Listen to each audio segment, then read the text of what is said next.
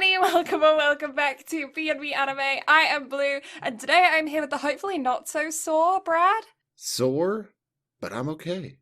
I can't complain, although I'm also more sore for other reasons. Yeah. So I have went from contacts Brad back to glasses Brad. Oh, okay. Because you're an eyesore. Well, I took a foul ball off my racket directly into my eye, Oh, I love that. and it knocked my contact out. Yeah, that sounds like so much fun. Yeah, so I've gone to glasses for a little bit. I would have already switched back to contacts because my eye is basically back to normal, except that was my last fucking contact for my right eye. Ah, fun. Are you on monthlies then? I have the bi-weekly ones. Ooh. So I just ordered in 6 months worth. So I'm just waiting on those to come in. However, those will not be in until after I'm back from vacation. So I have to spend this entire weekend in Florida in glasses. Well, you're going to make a spectacle of yourself then, aren't you? But anyway, this week we're going to be discussing ReZero, Starting Life in Another World, Season 2, Section 1. Wait, hold up. We can't just dive straight into the episode until we hear how you're doing. No, I know we can't, but I gotta let you guys know what we're discussing in the future because I always forget to do this when I'm first introducing the podcast and then we go into rambles about our daily lives. And then I'm like, we're like an hour into the podcast and I'm like, people don't know what we're discussing today if they haven't seen the title. And sometimes Spotify or whatever it is that you're listening to us on just plays the next episode and then you're just left in a mystery until we eventually bring it up. So I figured that maybe we should start introducing what we're discussing.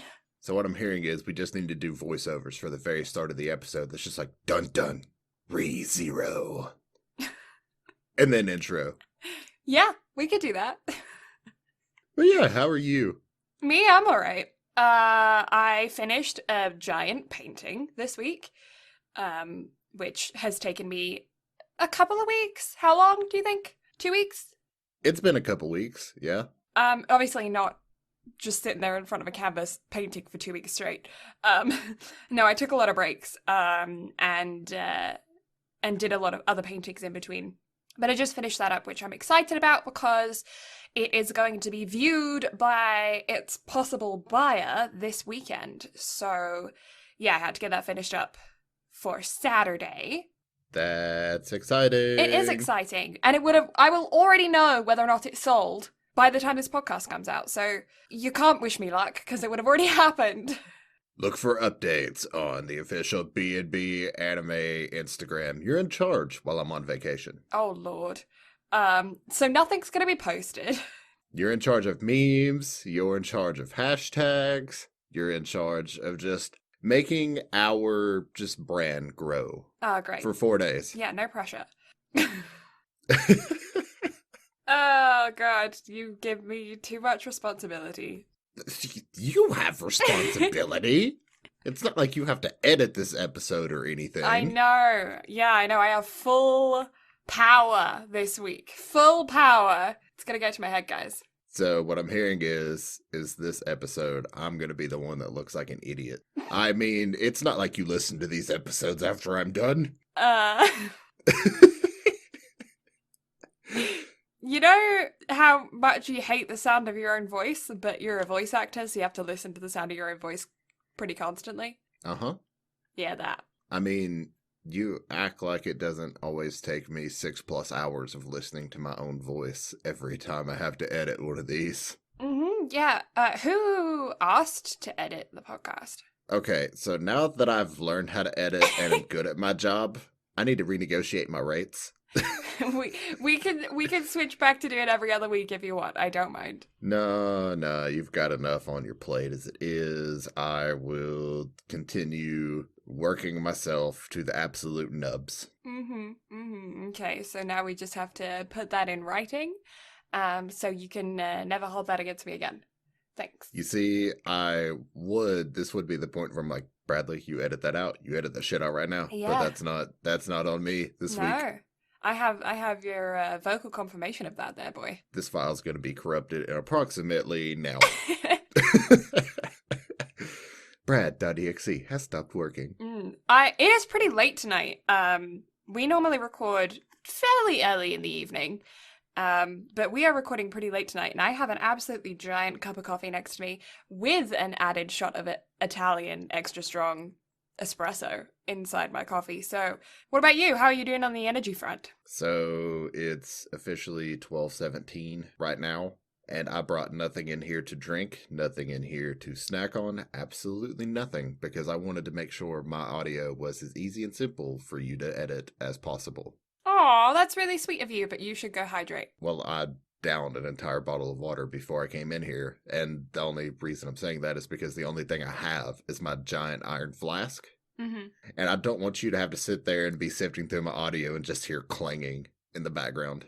Clank. But I did rest a good bit before I came in here. I did not nap because I wanted to I wanted to rewatch some more of this shit because it's been an absolute blast to watch the stuff for the episode. And I'm excited. I have not been so excited to sit down and watch an episode or to like record one of these. I haven't been this excited on a topic in ages. There, I said it. Got it out of your I system. finally got what I wanted. It only took me 37 takes.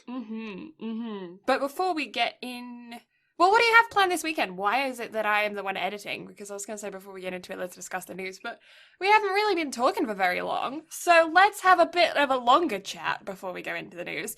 So what fun plans do you have this weekend? Why are you leaving me all on my lonesome? I am going to Florida for one of my best friends. He is getting married at the end of the month, which means you'll also be editing that episode. Dun, dun, dun. Dun, dun, dun.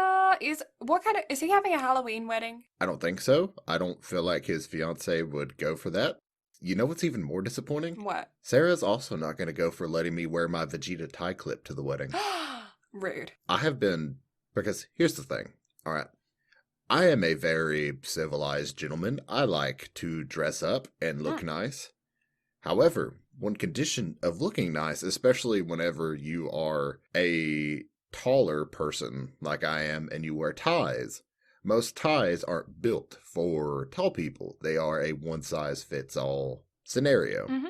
And so whenever you are taller and you have a longer torso, whenever you wear a tie, the tongue that you're supposed to be able to tuck in a little loop, like strap loop thing in the back, it doesn't reach. So therefore, you need a tie clip to be able to hold that little bastard in place. Otherwise, it's going to be trying to, just peek out. Hit you in the face all the time. Yeah. Yeah, basically.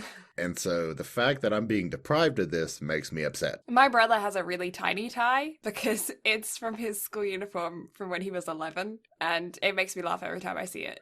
It's so small.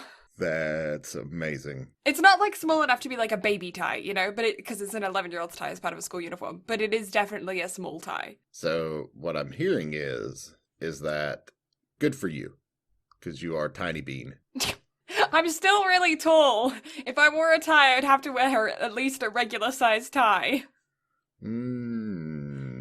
Debatable with you being 5'4". Plus 5.5 inches. No. If you keep saying this to yourself, you're going to stop believing it, and then we're going to end up hanging out in person, and you're going to be thoroughly confused for a while. You do realize that it's going to be even worse whenever we do hang out in person, right? I'll wear heels. Even if you wear heels, I'm the tallest person in our circle of friends. That's true. I'll call my cousin Pete. He's 6'7".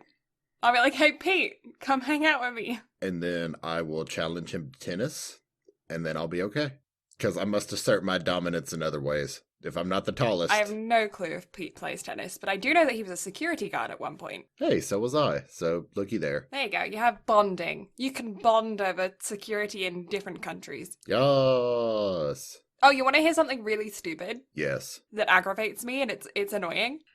So police chief or whatever, some high up dude of the Kentish Police Department in the United Kingdom, Kent is the county of which I was born, has just received a warning, because a final notice, a final warning, because he, one of his secretaries or something, I'm not sure, a receptionist, somebody who was working for him, was making tea, and whilst she was making tea, he called her a well, one party says a naughty girl, the other party says a cheeky girl, and one party says smacked her on the ass, and another party says tripped and flung his arm out and accidentally hit her on the bum.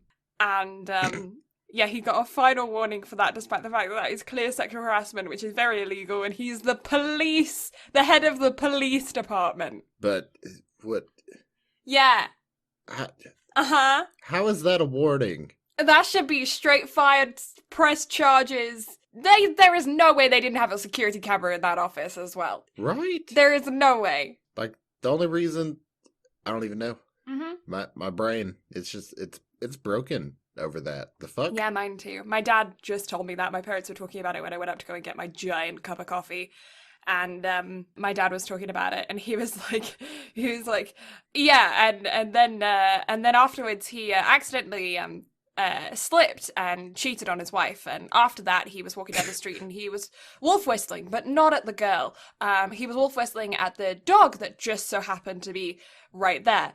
And after that, he absolutely did not cheat on any of his exams.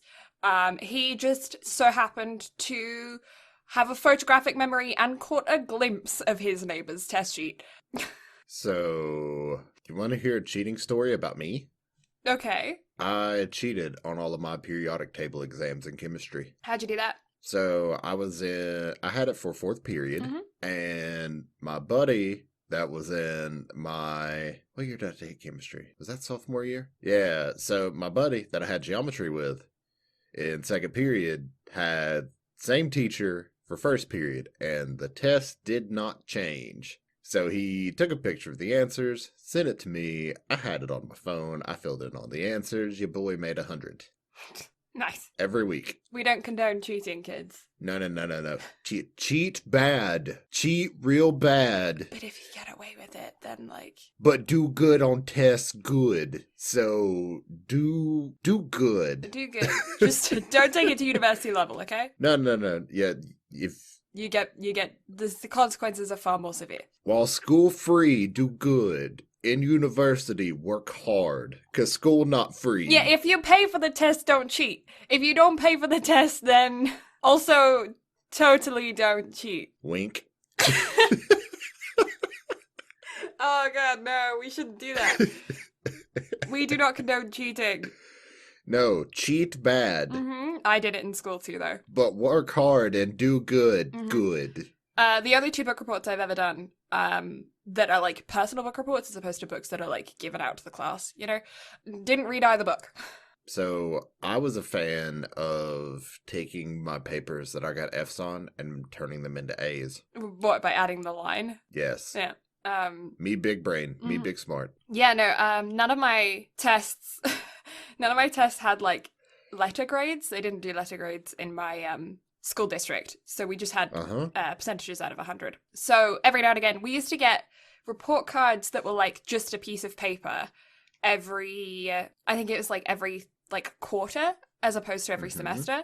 And then we used to get like a proper report card that you have to get signed and brought back at the end of every semester. Those quarterly report cards, they didn't exist in my household. My brother didn't ever bring them home, and so I just continued the tradition. It's like, hey, did you guys get your grades? What grades? Yeah, what do you mean? No, my parents didn't. I don't think they ever knew. I still don't think to this day they have ever known about the fact that we got quarterly report cards. Or they knew. They just figured if you did bad, you would tell them. Oh, no. No, they didn't know. They had no clue. But yeah, like, I've always done really well in the arts department and really not so well in the sciences after I got to, like, late middle school, So my parents were like, so long as I was doing well in the art department, so my parents didn't really care about the others, being honest. Like, they were just like, yeah, you're doing well in your element, so. So for both of us who basically could give 2 shits about science, why are we both massive fans of Dr. Stone? Because it's science for dumb nuts. You're right. But then again, anything put in anime form just makes it better. Honestly, I just think that science in school is not the way that they need to teach it to people with creative brains. I think people who are naturally academic minded do well in school. People that learn that way do well in school, and that's great. My brother is one of those people. He excels in sitting down, reading a book, hearing a lecture, like that kind of thing. Absolutely, that is his element. That's how he learns. I do not learn that way. You do not learn that way. So when you're given something like science that has so many small elements that all add up to make one big element, no pun intended, and then they teach it to you in that way, if you forget one thing, it domino affects the whole chain of events, and you have to understand it from the very foundation all the way through, unlike literature or even history, where if you get like the main gist of it, you're still kind of good. With science, you have to really understand it all the way through, and it's very difficult to do that with the way that the school system is set up. With if you're creative minded, I feel like All I wanted out of science class was to mix chemicals together and make them go boom. same. I never got this. I really like dissecting stuff as well. Biology was fun. See, I couldn't stand dissecting stuff Mhm. because the smell of the shit that we always had to dissect was just absolutely like I can still smell it now that the memories have been brought back and I just want to vomit. The cow heart smelled the worst. I think the frog that we did smelled the absolute worst. I grew up next to a creek, so gross frog smell is kind of ingrained in my brain. And iodine, I don't really mind the smell of either. So, Well, I hung out with Walker whenever he worked at the wastewater treatment plant. mhm. I would much rather hang out at the wastewater treatment plant than dissect another fucking frog. Yeah, I can see that. Just hard pass. 100% hard pass. I'd dissect a frog. I enjoyed it. I really enjoyed poking things with a sharp blade, except it wasn't a sharp blade because do they ever give you a sharp scalpel? And then the thing that I don't understand about that is they give you a dull scalpel, I assume, because either A, the equipment is ridiculously old and they just don't replace it and don't know what a sharpener is, so they don't sharpen it.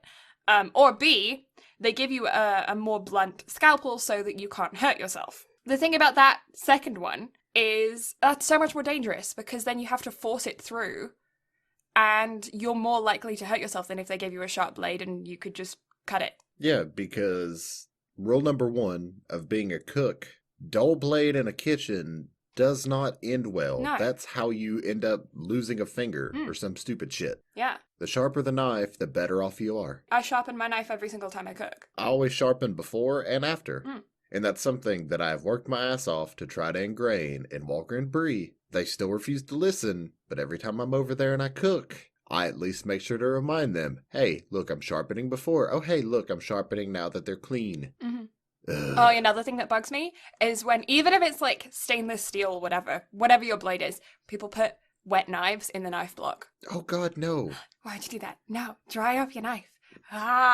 You're gonna warp the blade and your knife block. Not only that, but if you put something wet down in there and it just sits, it's gonna grow bacteria. Ew, moldy. I didn't even think about that. That's disgusting. So gross. Oh my God. Oh my God, that's like so gross. Why would you do that? Like why would you even? That is so gross. Look, I'm not paying an appearance fee for Becky. That's okay. I've already gotten her a giant cup of coffee. Okay, I was going to say, the podcast bank account can't afford that. No, it most definitely can't. I could go for coffee. I'll be getting coffee in about 6.5 hours. Yeah, I was going to say, you got to be up early. I probably won't go to sleep. I would if I were you, but that's just because I can't survive not sleeping. I have actually slept extremely little over these past few days because of how bad my feet have just been fucking killing me. Yeah. Have you thought about that, what is it, CBD cream? I have not. Yeah, it's supposed to be really good for joint and muscle pain and stuff.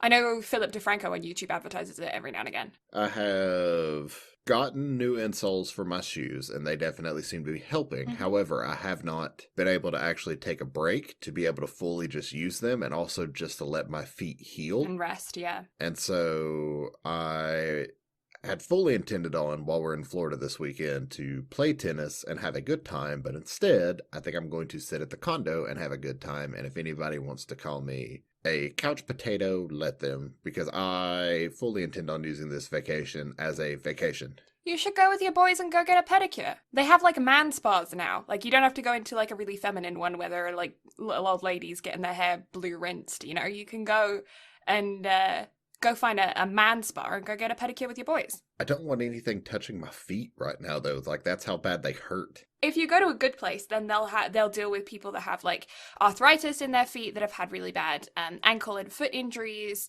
A lot of those pedicurists, the cosmetologists there have like they study that kind of stuff in school as well, so they can take it really easy for you. And even just you could even just go there and just use the hot bath soak, and then they can just trim up your nails and stuff and take it real easy on your feet.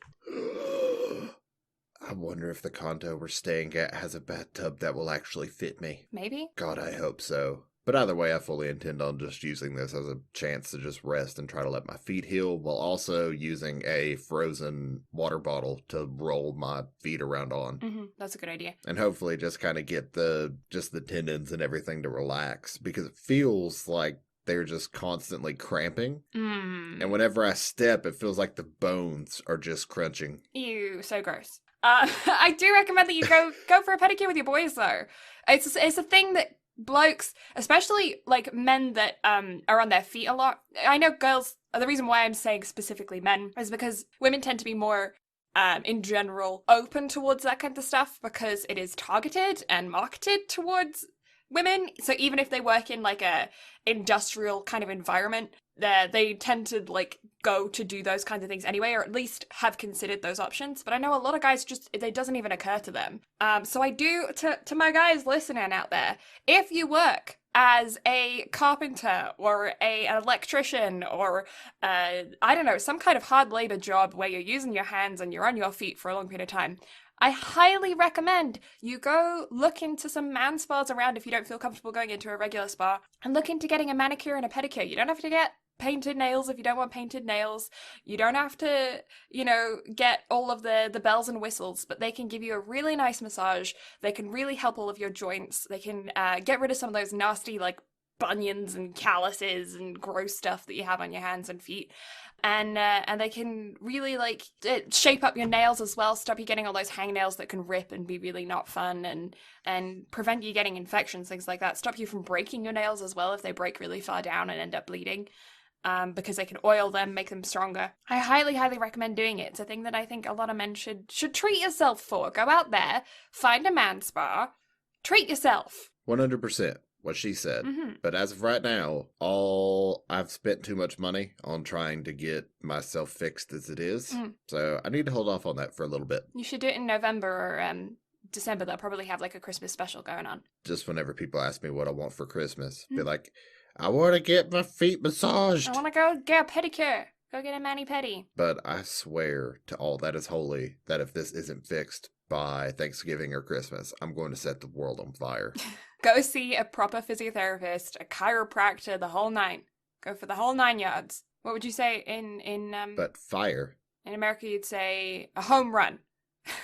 Right? I hit enough of those whenever I play tennis, though. I don't need that in any other aspects of my life. Speaking of, I have actually figured out just how useful a good tennis racket is, because my goodness, I just bought a couple of really good rackets for $200, and they are exceptionally heavier than what I'm used to using. Like, it's double the weight, so it's a damn arm workout to go out there and hit.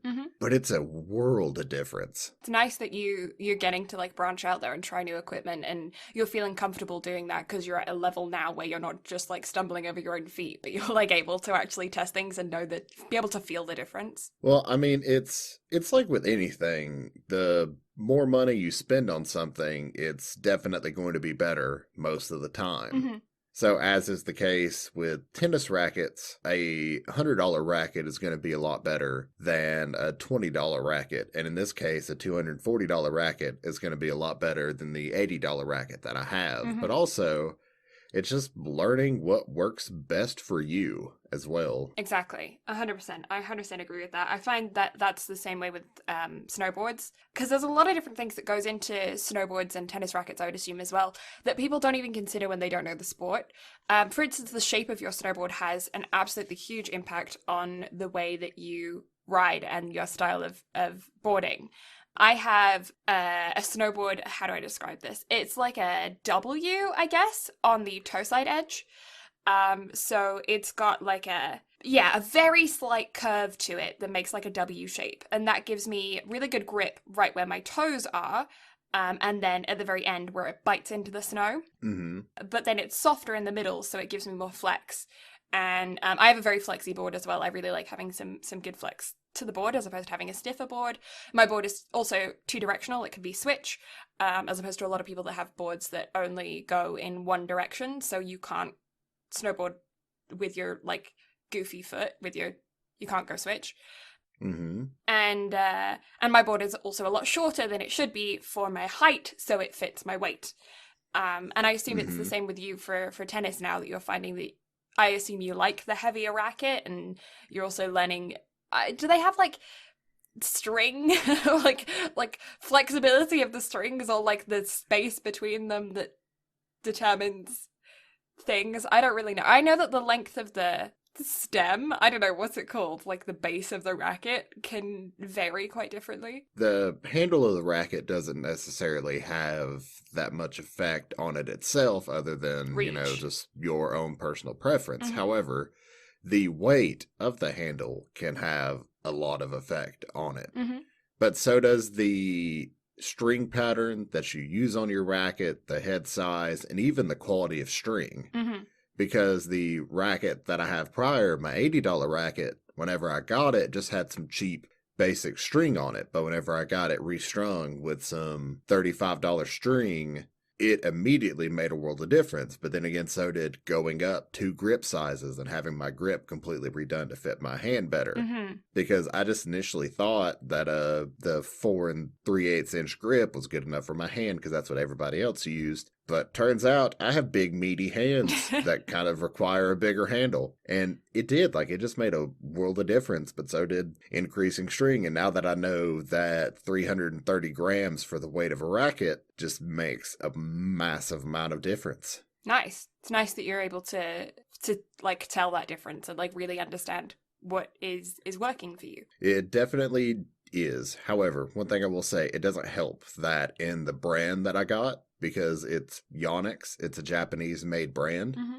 The one thing about it that I've noticed is that the rackets I bought are the most difficult to learn Fun. because it's a really small head size that's built for advanced players. Mm-hmm. Like, you have to be able to spin it and power it entirely on your own, whereas it's built more for control, which is more or less what I need. But also, it's really easy to overhit that thing. Like, I launched one the other day. Mm-hmm. Now, it's not the one that I launched the tennis ball into my eye with. That was my $80 racket, but, that's a different story that I don't want to have to relive. Oh my god, I've had some fun wipeouts on the board as well. So I feel like anybody who's ever done a sport has got some stories about injuries. Oh, yeah. Lots of stories. Mm-hmm. But outside of all this sports talk, news? News. What do you got for me? So, Rent a Girlfriend Season 2 has officially been confirmed. Ah, okay. How do you feel about that, considering you were not such a fan watching it week to week? I feel like the people that did watch it week to week, most of them really enjoyed it. Okay, so you're the kind of the exception to the rule? Yeah, I definitely am, and I think it's more or less just because of the cringe. The people who really enjoy that type of show really enjoy it. It's just, it was too cringe for me. Mm-hmm. But you're also talking to someone who watched the first episode of Prison School and was like, fuck that, not again anymore. No, fuck it. Burn it. Bail. Burn it with fire. Yeah. But it is exciting to know that it is definitely getting a second season and to have it confirmed right after the first season ended. Mm-hmm. Yeah, that's an early confirmation. Do you think that you will revisit it in the future, maybe when the second season comes out, or do you think it's a no-go for you from now on? Now that it's completely out, I'm going to try to finish it. I think I'm on episode 8 and there's 12 episodes, so why not? I'm this invested, into it, so I might as well just go ahead, suck it up, and finish it. Do you find manga cringe less cringe than anime cringe? Because I do. So if something's too cringe in anime, I will then go and read the manga and see if I can get through it in the manga. And then if the story gets better, then I'll watch the anime. But if not, then I bail. See, I've never really run into any just real cringe in manga. Mm-hmm. so I can't really say. Mm-hmm. But anime cringe is definitely the worst cringe out of any medium that I've at least experienced to this date. Yeah, I find, yeah, live action films can get real cringe, but anime cringe can get, I don't know if I consider it more cringe, just different type of cringe, because of the fact that they can go so, like, bizarre with it, because, of course, it's animation, you can do anything you want with animation. Whereas in real life, you kind of are limited to CGI and levels of what you could do with that. Who wants to use CGI on cringe? Honestly, though, I feel like I would watch more live action stuff if they actually CGI'd stuff like that better. Because could you imagine more over the top stuff just because they decided to add it a little extra CGI? That's really funny. Just like you're watching, like, I don't know, some kind of romance movie like The Notebook or whatever, and they just, like, they get into the cringe part, they just add in CGI to just be like, we're gonna make this extra cringe. So imagine like Tom and Jerry and like old cartoon style Hmm. animation of a cute girl walks by and the heart like just beats out of the chest. Imagine actually CGIing that in.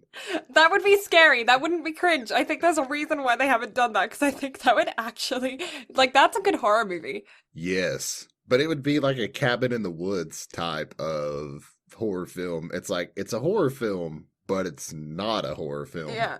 Yeah. And on that note, I think A Cabin in the Woods is probably the most brilliant horror film of all time Hmm. because it's such an awesome premise. Have you ever seen it? I've seen bits and pieces of it. I highly recommend it because it starts out as the most tropey, stereotypical horror film, and then it just completely turns itself on its head, and it's so good. It's just pure brilliance from start to finish. And actually, speaking of horror films, this is the first episode of our month of horror for October for Halloween. And yeah, so would you say that is your favorite horror film of all time? Yes, Yeah. hands down. Nice. Mine's still The Birds, Alfred Hitchcock. I actually think it was the first ever horror movie I watched. And it's still one of my favorites. For some reason, you said that, and then the first thing that just popped in my head was "fuck these birds." Fuck me. Look at all those chickens. I don't understand why. That was just immediately the first thought that just popped into my head. Fuck these birds. Oh, okay. Most infuriating horror film I've ever watched is The Cube. The ending to that film. I'm not gonna say it because in case anybody wants to watch it, or they have it on their horror movie list.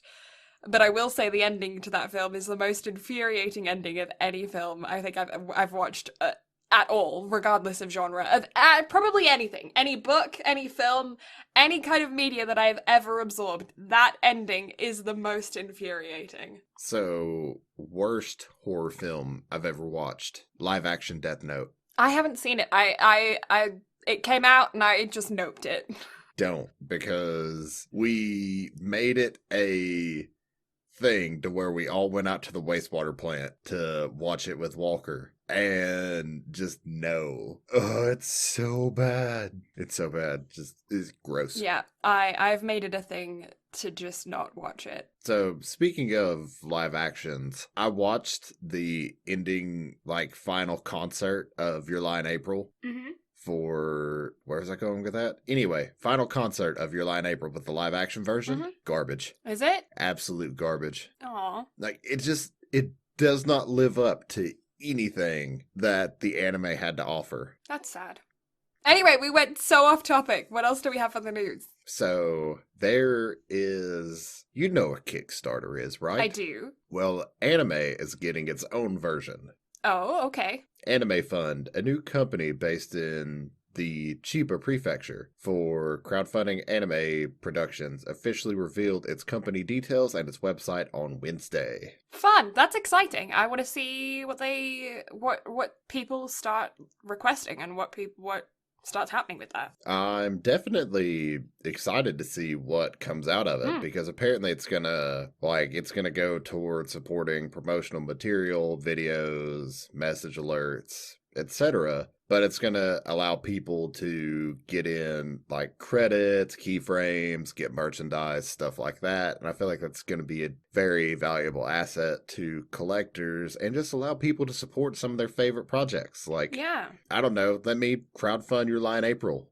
Just, I don't care that it's done. Let me. Yeah, well, no, because that's I know a lot of studios that have wanted to do a second season on a lot of projects but haven't because of funding, and or like you have an anime that you absolutely adore but they don't have the amount of money needed to invest in a line of merch or like more merch. They can do like t-shirts and hoodies, but they can't do like a full range of like phone cases and mugs and all pencil cases and like all of the extra stuff that you might want, because you might not be a t-shirt or a hoodie kind of person, or you might have 50 different hoodies and it's like, okay, I need something different.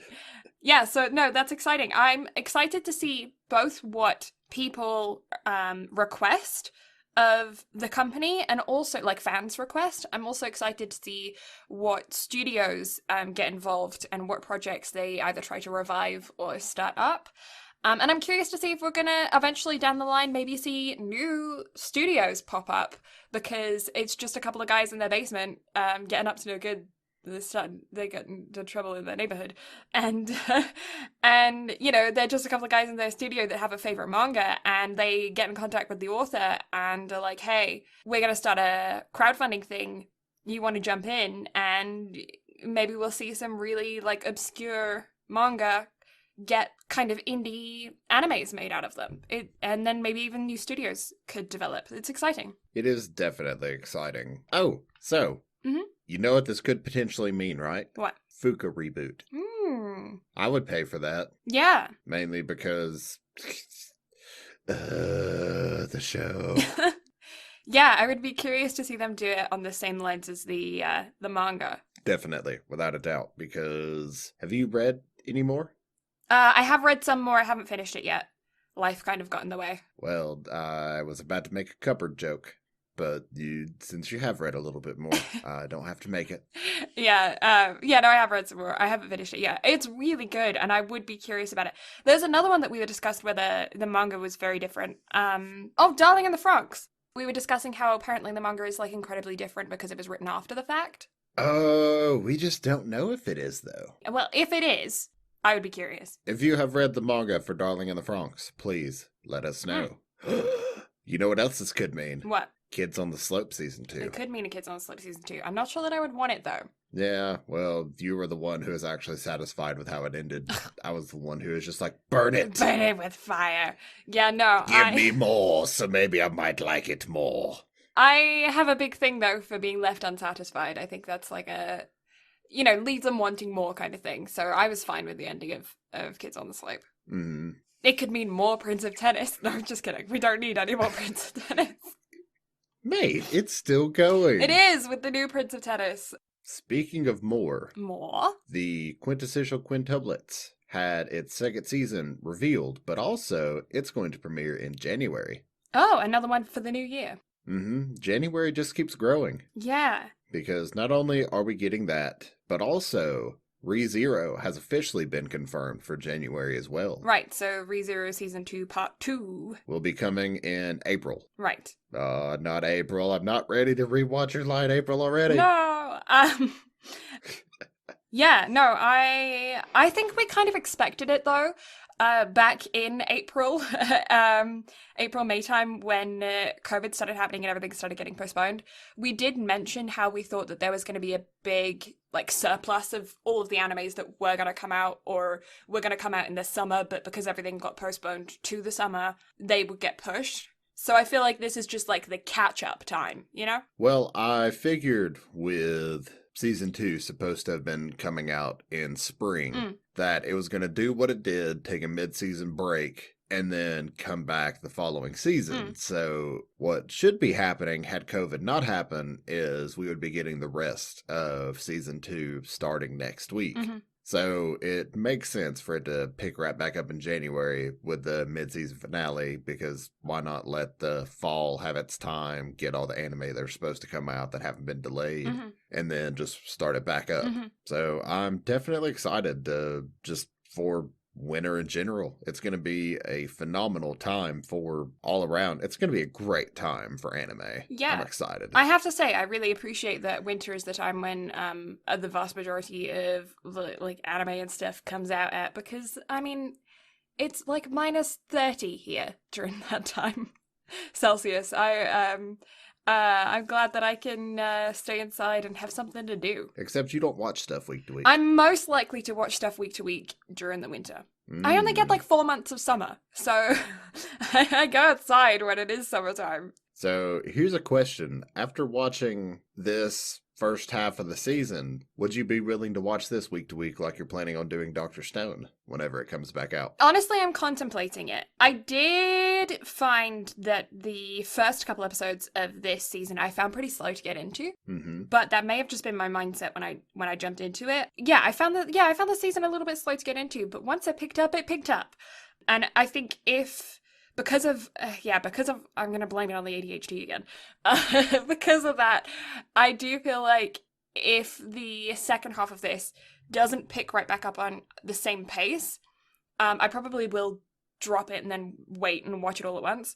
But if it picks right back up on the same energy, then I will probably watch it week to week. Well, I feel like your perception of it might have been a little bit warped as well, considering you had to listen to me just talk about it nonstop for 12 straight weeks. That is also true. It could have been me building up your expectations, but really it was having to go back from the expectations built 12 weeks ago, not what I've talked about for the past couple of weeks. Yeah, I think that may have been a part of it. I also feel like there was just a lot of information that had to happen at the beginning of this season, just to set up for everything, because the way that it left off, there was so many questions unanswered, and they had to answer a good portion of those questions before they could really get into the meat and bones of this season. And so there was just a lot of information that had to be presented to the audience in the first few episodes.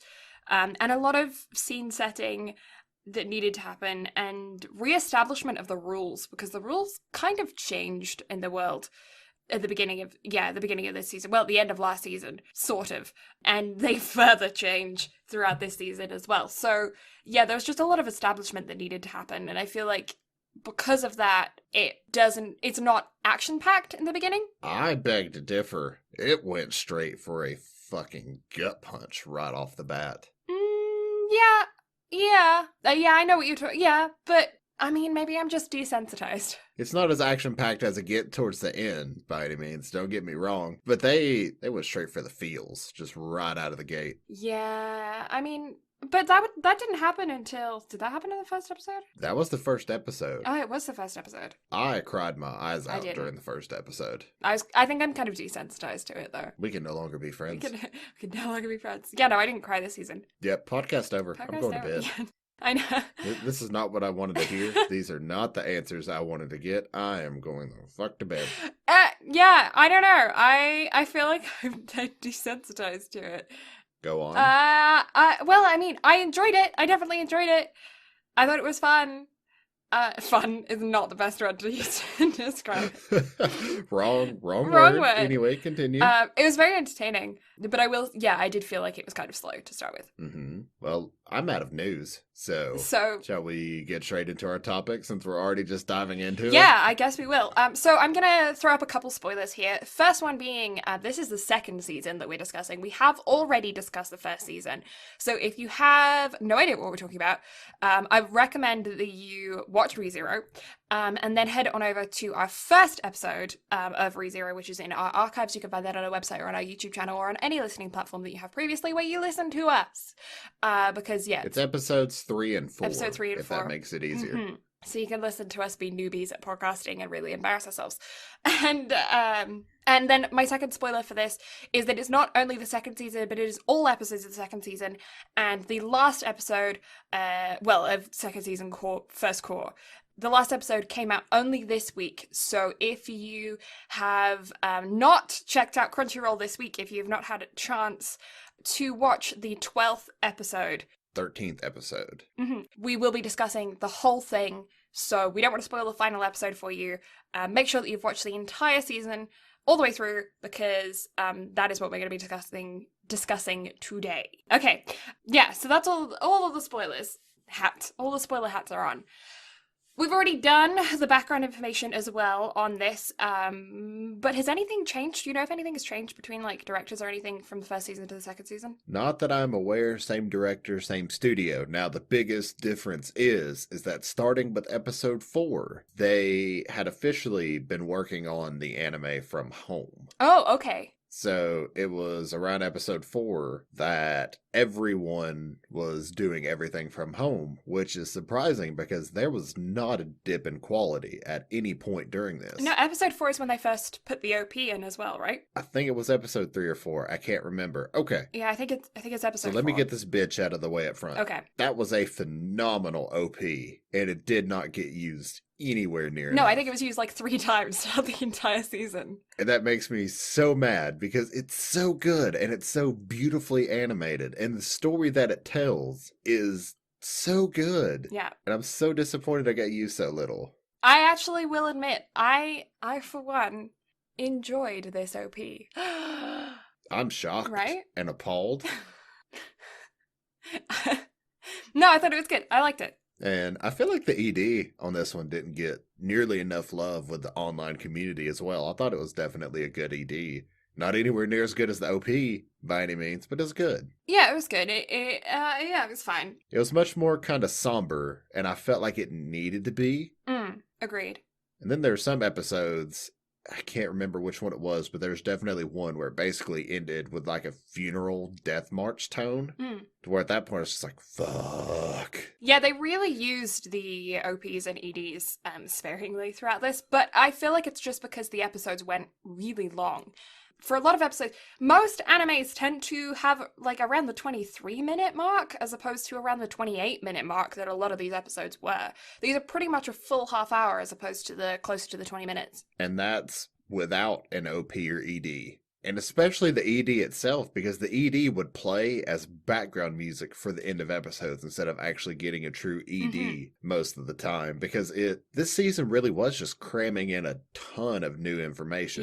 Yeah, absolutely. Yeah, because like you said, in the vast majority of these episodes, I think they use the OP and ED at like 3 times, like by themselves. And all of the other episodes either didn't have them at all, or they had them as background music, and there was dialogue and action happening in the foreground. And so because of that, those 28 minutes are 28 minutes of, full content, as opposed to 23 minutes where those 3 minutes are OP and ED, and then there's only 20 minutes of content. And I've seen it all the way through twice at this point. And it's going to be 3 times here by the time, I think 6 or 7 weeks out from now, because I'm watching it through dubbed as well, week to week. But let me just say, watching it through the second time from beginning to end, the episodes felt shorter to me this time than they did watching it through the first time through. I feel like the episodes were pretty short. I tend to take notes in segments while I'm watching things, so I'll watch like a chunk, especially if I'm only planning on watching something through once, as opposed to if I give myself enough time to watch something through twice before I take notes. I tend to watch like a chunk of the episode, take notes on that chunk, watch another chunk, take notes, watch another chunk, because otherwise I lose the details of the beginning half of the episode and focus primarily on the details of the latter half, and then things kind of get skewed. But I did find that the chunks that I was taking my notes in throughout watching this were pretty much exactly in the middle of the episode every single time, because so much of these episodes were people having one conversation or one scene that would take 50% of the episode to get through. And because it was just like one conversation or one scene, one moment, it wouldn't feel like it was, 15 minutes worth of whatever was happening, because it was like one conversation. So in your mind, it's like, oh yeah, that was only a few minutes. And then you pause and you look at the bar and you're like, oh shit, that was half of the episode. And it's weird because this entire cour was just a cour of growth. Yes. And it was like you and I talked about. I think it took the place in the span of maybe a week if we push it. 2 days at the mansion.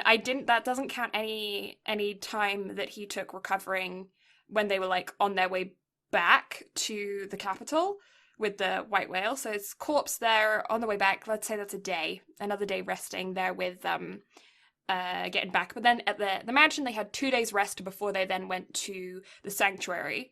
And then what happens at the sanctuary maybe takes 3 days max. So I'm saying 6 I think days. there was no more than 5 because I think he made a comment in one of the later episodes where it was day 5 whenever a manor incident happened. So no more than 8 days scattered across all of it. Yeah. That's wild because it's worse than the first season. Yeah. And those 2 days where they were resting before they went to the sanctuary, you don't see a thing of those. Frederica says you can't go to the sanctuary for 2 days because you need to rest or something. I don't know.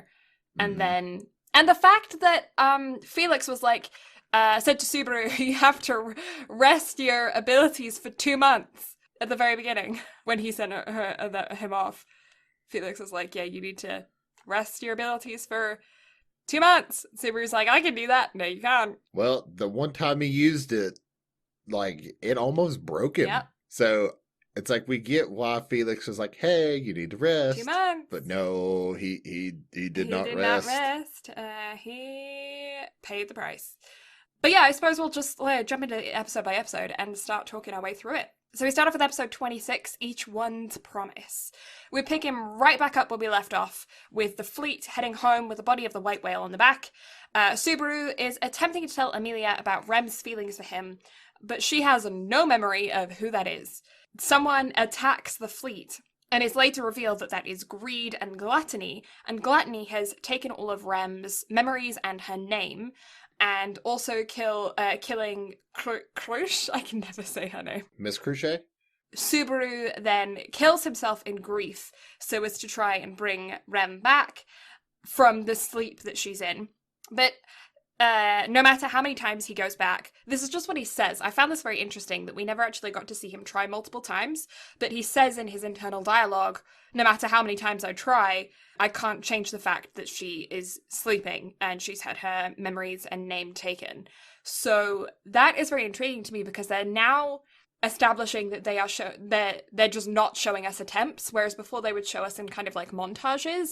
Now they're just telling us that he has had multiple attempts. But they're not showing us anymore because I assume because it's repetitive. And so... Well, not only that, but it's the first episode and the game has immediately changed. Yes. And so he can't bring her back no matter what, but he did manage to save green hair girl. Can't say her name, so I'm just going to call her green hair girl. Miss Crochet? Yeah, thanks. Brad's going to fill it every single time. Although we won't talk about her after the second episode. Yeah. However, she actually lost her memories. And has had a pretty much 180 personality change because of the fact that she has no idea who she is. And looks very weird with her hair down. She looks weird with her hair down. Yeah, I agree. Yeah, I didn't like that. That, like, messed with my brain. Yeah, for some reason my brain just couldn't take her seriously because she had her hair down. That's so stupid, but it's like anime people don't change their hair ever, so stop it. Hey, that's called character development in anime. Yeah, that's true. But yeah, Subaru cries for Rem and promises to help her with the comfort of Amelia, and that is episode 1 or episode 26. That's cry count number 1 for me this season, because just seeing him break down and cry, and it, like the way Amelia comforts him and everything, I was just like, Rem. Aw, yeah. I absolutely, one of my favorite things about this anime as a whole is the consistency of mental trauma. That sounds so bad. One of my favorite things is when people get traumatized. No, I just really like how they've established that their main character is going through seriously like PTSD causing stuff many times over. Like it consistently, and he can't talk about it with anyone.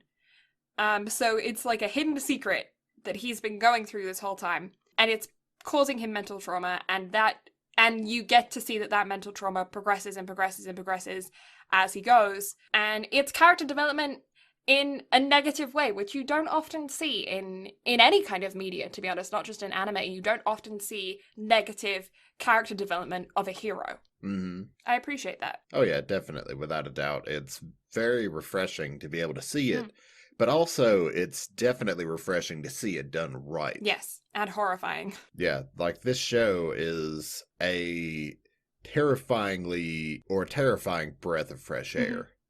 It's an ugly show. It's not pretty, and I appreciate that. No, and especially a scene that we'll talk about, I think it's episode 36. That very end scene whenever he's in Amelia's lap. Ugh. Like they went ham on the animation. This season, even though a lot of it was done from home, definitely got an animation budget increase over the first season. I feel like it too. I actually really appreciate how even like there's a couple of moments where there is really beautiful ethereal animation, specifically one where Subaru comments that Amelia looks like a fairy. And there's like moments like that throughout it where you get to see these really ethereal, beautiful moments of animation, but those moments are so few and far between compared to the grotesque, disfigured, not just like the gore, but also just like crying face with like snot coming out of the nose and forehead creased, and like people that are supposed to be like pretty in our heads. They're our heroes, they're our, you know, main characters, people that we're supposed to love and appreciate and adore, and we're seeing these raw, ugly, graphic sides of them way more frequently than we are seeing these like beautiful ethereal moments that you would normally see of your main characters. Definitely. I guess I'll jump into the next episode. Episode 27, the next location. Amelia, Subaru, and unconscious Rem, the villagers, and Otto, who is my best boy for the season. Oh, definitely. Yeah. Otto he wins best boy hands down. Yeah, Otto's best boy. I just want to give him a hug. Yeah, because he's the best supporting side character that I think we've covered on this show. Yeah. So far, because you wanna fight for our boy Zenitsu, but it's just he gets overshadowed. Yeah, I think Otto is the friend that everyone needs, because he's not just the friend that will support you and joke with you and, you know, be like a comfort to you. He's also the friend that's going to call you on your bullshit, and I appreciate that. And he will deck you if you get out of line. Yeah, but anyway, he is absolute best boy of the show. But yeah, they all head back to the mansion to heal and recuperate, and find out answers about Rem's condition. When they return, the other villagers that Ram and Rommel have not returned from the sanctuary, and neither Amelia nor Subaru know where it is. So they go to the mansion, where an old maid has returned, and we are introduced to Frederica, and she is awaiting them. Subaru talks to Beatrice, who tells him that the answers that he seeks about the gospel and more await at the sanctuary. So if he wants to know about stuff, he's got to head on over there. She's very emotionally connected to that subject, though, and you can tell that there's some more going on there. Frederica tells them how to get there, but she warns them of the name of Garfield, and she refuses to go with them. She gives them the directions, but she's not going to go. They hit the road and enter the Lost Forest when the blue gem, which was given to Amelia by Frederica, starts to glow. It knocks Amelia unconscious, and Subaru grabs it and pulls it from her neck and ends up getting transported into the woods, where he follows an elf girl into a temple, kind of ruin-looking structure. They call it the ruins later, but that's not established yet. And where he's transported again to where he meets the Witch of Greed, Echidna. I don't have to fix that pronunciation. You did well. Trying my best. I'm trying my best with saying things. Crochet. Although we don't have to know that name anymore for the rest of the season, so you're in luck. I'm in luck. The one and done thing. You know who I'm really sad didn't make an appearance this season? Who? Reinhardt. Yeah, he only did very briefly, right? He made 0 appearance. Like, whatsoever. Oh, no, yeah, that's true. Yeah, 100%. Like, I was disappointed because he was best boy of the first season. Yeah. Maybe we'll see him in the second half. I should think so. Which I have some, like, future talk to discuss after we get through this. Okay. Because I'm curious to see if you have theories, like I have theories. Yeah. I was wondering if I was just trying to think back if he made an appearance in the flashbacks Subaru experienced, where it was like the seconds after his death, but I don't think he did there. He had like very split second flashback, I He think. got like a half a second of airtime. Just a half second. Just It's like here's a here's a glimpse and glimpse. it's gone. There you go. There's a glimpse. You get a peek. But we did have a return of a certain character, actually two certain characters from the first one that we never thought we'd see again. Yeah. Anyway, Episode 28, the long-awaited reunion. So Subaru and Echidna talk. She tells him of the other witches and asks if he wants to know more, which he doesn't. He's like, nah, I'm good. She's like, I know all of the answers to like everything, and he's like, I'm good. It's did you find that frustrating, or was that just me? I thought that interaction was hilarious. It was really funny. That is one thing that I will 100% give this show credit for as well. The humor is very consistent throughout. It's not common, but it showed there was moments of the humor in the first season, and that humor has continued on despite the vast majority of it being very horrific. There are those moments of just lighthearted bants, and we do love some lighthearted bants over here. And that is one of them, where she's like, I have all of this information, aren't you gonna ask me any questions? He's like, nah. And she's like, what do you mean you're not gonna ask me any questions? He's like, I'm good, I'm gonna go see Amelia. And she's like, everyone asks me questions, why are you not asking me questions? And he's like, I'm good. She's like, people throw up when they first see me. And he's like, I'm cool. You're drinking my bodily fluids. That caught me off guard. I got Me tickled too. over that one. That one was great. Oh, it's really funny. But one thing I can appreciate about it is there was a lot of different ways they could have went with that, but they stayed true to who Subaru was at the time. Yeah. Because like we talked about before, this season is truly about growth for him. But that particular point where he's like, nah, I'm good. I want to go see Amelia. I was like, damn. I was like, that's Subaru, without a doubt. Yeah. He's like, nah, I'm good. I got my girl back home. I'm gonna go see my girl. Anyway, so Subaru ends up waking up. He's like, nah, I don't want to know you. We cool. I don't want to know you. He ends up waking up.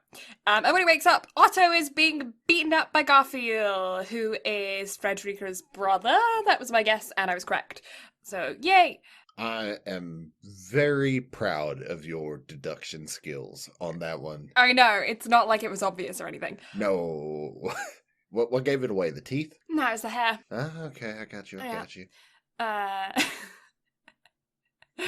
Anyways, Subaru has to explain who they are, and when he does, he's like, oh, oops, jumped the gun. Yeah. And he leads them further into the sanctuary, which is also known as the Witch's Graveyard. They meet Ram and Roswell, who has been badly injured. They find out that he was badly injured because he tried to go for the trial, but we don't know what that is yet. They are all trapped there as a half-breed has to be the one. So they're all all the half-breeds are trapped in the sanctuary because a half-breed has to be the person to go through these series of trials, or a trial at the time they think, but it's actually a series of trials, to like break down the magical wall barrier to let them all escape. And now, because Amelia has entered, she is also stuck with everyone else that is already there. So she volunteers and makes friends with the villagers. Could you say that she volunteers as tribute? She volunteers as tribute.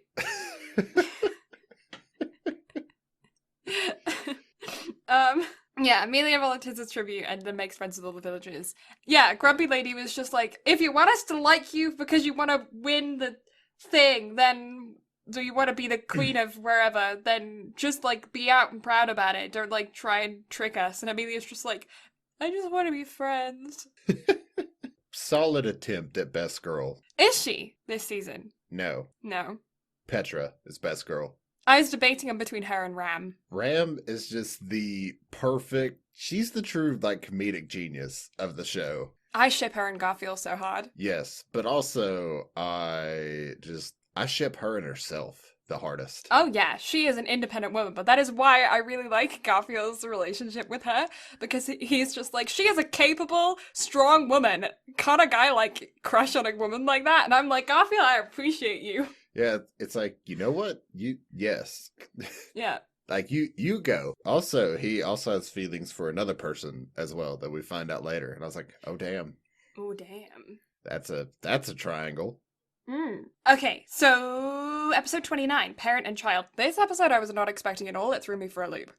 So the end of episode 28, where you immediately get introduced to Subaru's dad, I remember messaging you whenever I watched it, and I was like, "What the What? fuck?"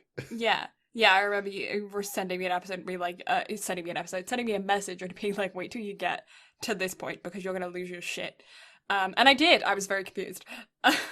It was such a trip of It's an such a episode. trip. You're watching the whole episode, and it's not until the very end that it's explained, and even then, it's not really explained. But so much growth happens at the same time, to where it's just like I don't know how to feel. It's like I love it, Yeah, and I tear up because it you learn so much, but you're also left with more questions. yeah. So, this episode we finally get some backstory on Subaru because up till this point in season one, the only backstory that we ever had about Subaru was that he was in a convenience store and then walked across the street and got hit by a bus or whatever. He got taken out and he was teleported. And that he was a shut-in neat. That's it. Yeah, that's all. That's all we know. This we find out what happened, like who he was, like before everything. And you figure out why he's so charismatic and seemingly self-centered.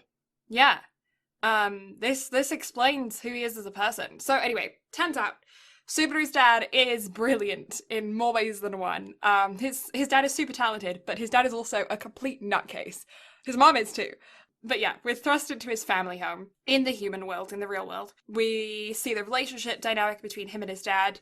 We learn about who he is, the fact that he's been skipping school, the fact that he has really low self-esteem, and the reason why he has really low self-esteem. Subaru and his dad end up having a bro talk, and on P Day, um, and and he apologizes. They hug it out because Subaru hadn't actually gone to school for like 3 months, and and even before that, he was skipping school and wasn't doing well. Turns out that everyone throughout his life, since he was very, very young, had always compared him to his dad. And when he did well at stuff, they'd always say, "Oh, well, of course he did. That's, you're your father's son after all."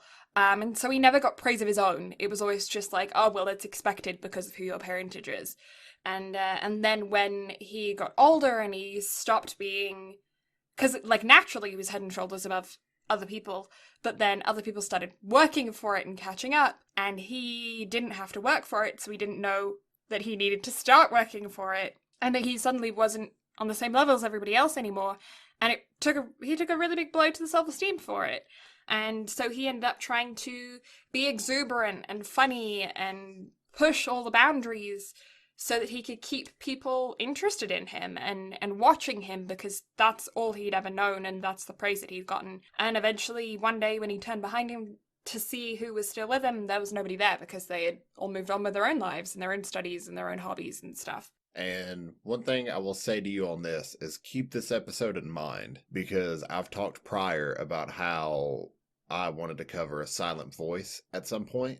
Mm-hmm. You're going to see very, very extreme similarities between Subaru's mindset whenever he was younger Mm-hmm. and the main character of A Silent Voice as well. Because whenever I was watching this, I thought I was reliving a flashback of A Silent Voice for a minute. Interesting. Yeah, I'm excited to compare the two then. But anyway, so the two of them end up hugging it out, him and his dad. Subaru has a good cry. They talk it out. It's all good. And he apologizes. Subaru's mum ends up she's heckin' weird. I love her. She's so weird. But yeah, they end up having a talk as well, him and Subaru and his mom. And she says, yeah, okay, you may be half of your father, but you're also half of me, and so you can just be half as cool as your dad, and then the other half can just be you because I'm weird, and so you can just be half weird too. And we love moms. Moms are great. And they hug it out too. Just kidding. Of course I am, because why the heck is he in the real world? He's not. Wasn't a thing. Nope. When he finally walks into the classroom because he decides that he's going to go back to school and get his life on track so he can take care of his parents in their old age, he walks into the classroom and a kid is waiting for him. End of the episode. So, out of everything we've covered this year, how would you rate Subaru's parents? Oh, okay. His mom, I want to hang out with. What was that baseball anime we covered a while back? Big wind up. Yeah, Big Wind Up. I want his mum and the mums from Big Wind Up to form a club. I would be game. Honestly, I'm down for them to, because she's so weird, and I feel like she would fit in with them and they'd have a blast. Like, I want an anime on those mums and maybe a couple other mums from different animes having book club Honestly, where they drink wine though, and they gossip. Like, that's what I want. I would be game for this. We need to contact that anime anime budget thing, the Kickstarter for anime, and be like, hey, I have an idea for you. Find a studio that can make me mom book club as an anime, and it's just them talking about the local gossip, and it's like all of the nicest, quirkiest moms from anime meet up and have a weekly book club and talk about their kids. I would be game for every Yeah. bit of this. So Yeah. I would say, to date, best mom for the show, but Subaru's dad is probably maybe runner up for best dad. Who would you pit as best dad? Byakuya. Oh, duh. Yeah, Zenku's dad is 100% best dad of everything that we've covered so far. Mm. Like, I had to go back through and look at everything that we've watched while I was sitting here thinking of what we were going to cover, because I was like, what? Because I'm just watching so much fucking anime right now, I can't remember what's what. So I had to scroll through and be like, is there best mom on this list that we would have talked about to this point? I will say one of my favorite dads as well is the dad from My Little Monster, because his reaction to just the things that his daughter gets up to makes me laugh. Yeah, I could see that. He's definitely not best dad because he's not a good dad at all, but he's an amusing character. So what I'm hearing is the dad from Bunny Girl Senpai is definitely not best dad. Not even close. He can get yeeted out of the corner. Out of the corner. Into the abyss. But you know who could possibly be best dad? Who? The dad from Are You Lost? Oh my god, yeah! No, he's also not a good dad. He put his daughter through so much. But he taught his daughter how to survive. Like, that came in handy. How many times did they get lost and almost die, though? Like, that's it. Yeah, he taught his daughter a lot of stuff, but he also put her in so much danger. But I feel like he did it on purpose. But honestly, though, dad from Totoro. Yeah, he's a good dad. He is definitely. I think runner up for best dad is tied at this point, but nobody could be a better dad than Byakuya that I've seen Yeah. at this point. He's a great dad. Yeah. Where would we rank Soma's dad on this list? He's also not a good dad. But he's really nice, and he does support his son from afar. But yeah, I wouldn't consider him a good dad. He's like an uncle instead of a dad, you know what I mean? Yeah, I definitely feel like I could have a beer with Byakuya, without a doubt. Mm. But I would also like to have him as my dad, because, I want to be that badass of a cook. Mm. Episode 30, I think? Episode 30, a step forward. Hey, called it. Yeah, Echidna reveals that was in fact the first trial, and that he passed, and that it was all in his head, and there were 2 more trials to go. Subaru thanks her for allowing him the chance to talk to his parents, even if it was just inside of his head, and and to confront his past, which is the theme of the first trial, was to confront your past, overcome your past, you pass. pass. And tells her that he won't be the one to pass the trials, though.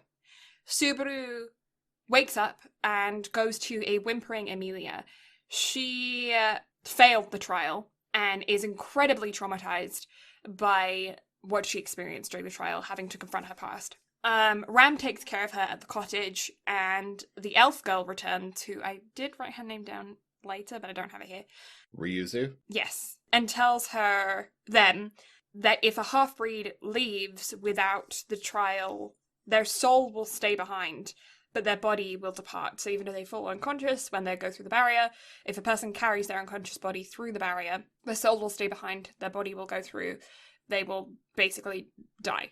And Ram believes that Amelia's gem necklace that was supposed to protect her, she believes that it was tampered with, and that it may have been Frederica with a conservative selection of those residing within the sanctuary who don't want the walls to be lifted because they want to keep the humans out and they want to stay in their bubble. And she believes that Frederica, due to circumstantial evidence, may be in on that. Roswell reveals that he has kind of been playing chess with everyone from the very beginning, and that's why that he wasn't around when he should have been for like all of the things where there was like attack on the mansion, like all this stuff was happening, because he had planned everything. And he tells Subaru that through Ram that if he doubts Frederica at any point, to tell Beatrice to ask the question. Subaru and the villagers leave Garfield and Amelia behind and head back to the mansion because they're not half-breeds, so they can come and go as they please. And Amelia is going to continue to attempt the trial by confronting her past. And the human villagers will go home. However, when Subaru finally gets to the mansion, he runs into an old friend and dies. Dun dun dun. Dun dun dun. Episode 31, The Maiden's Gospel.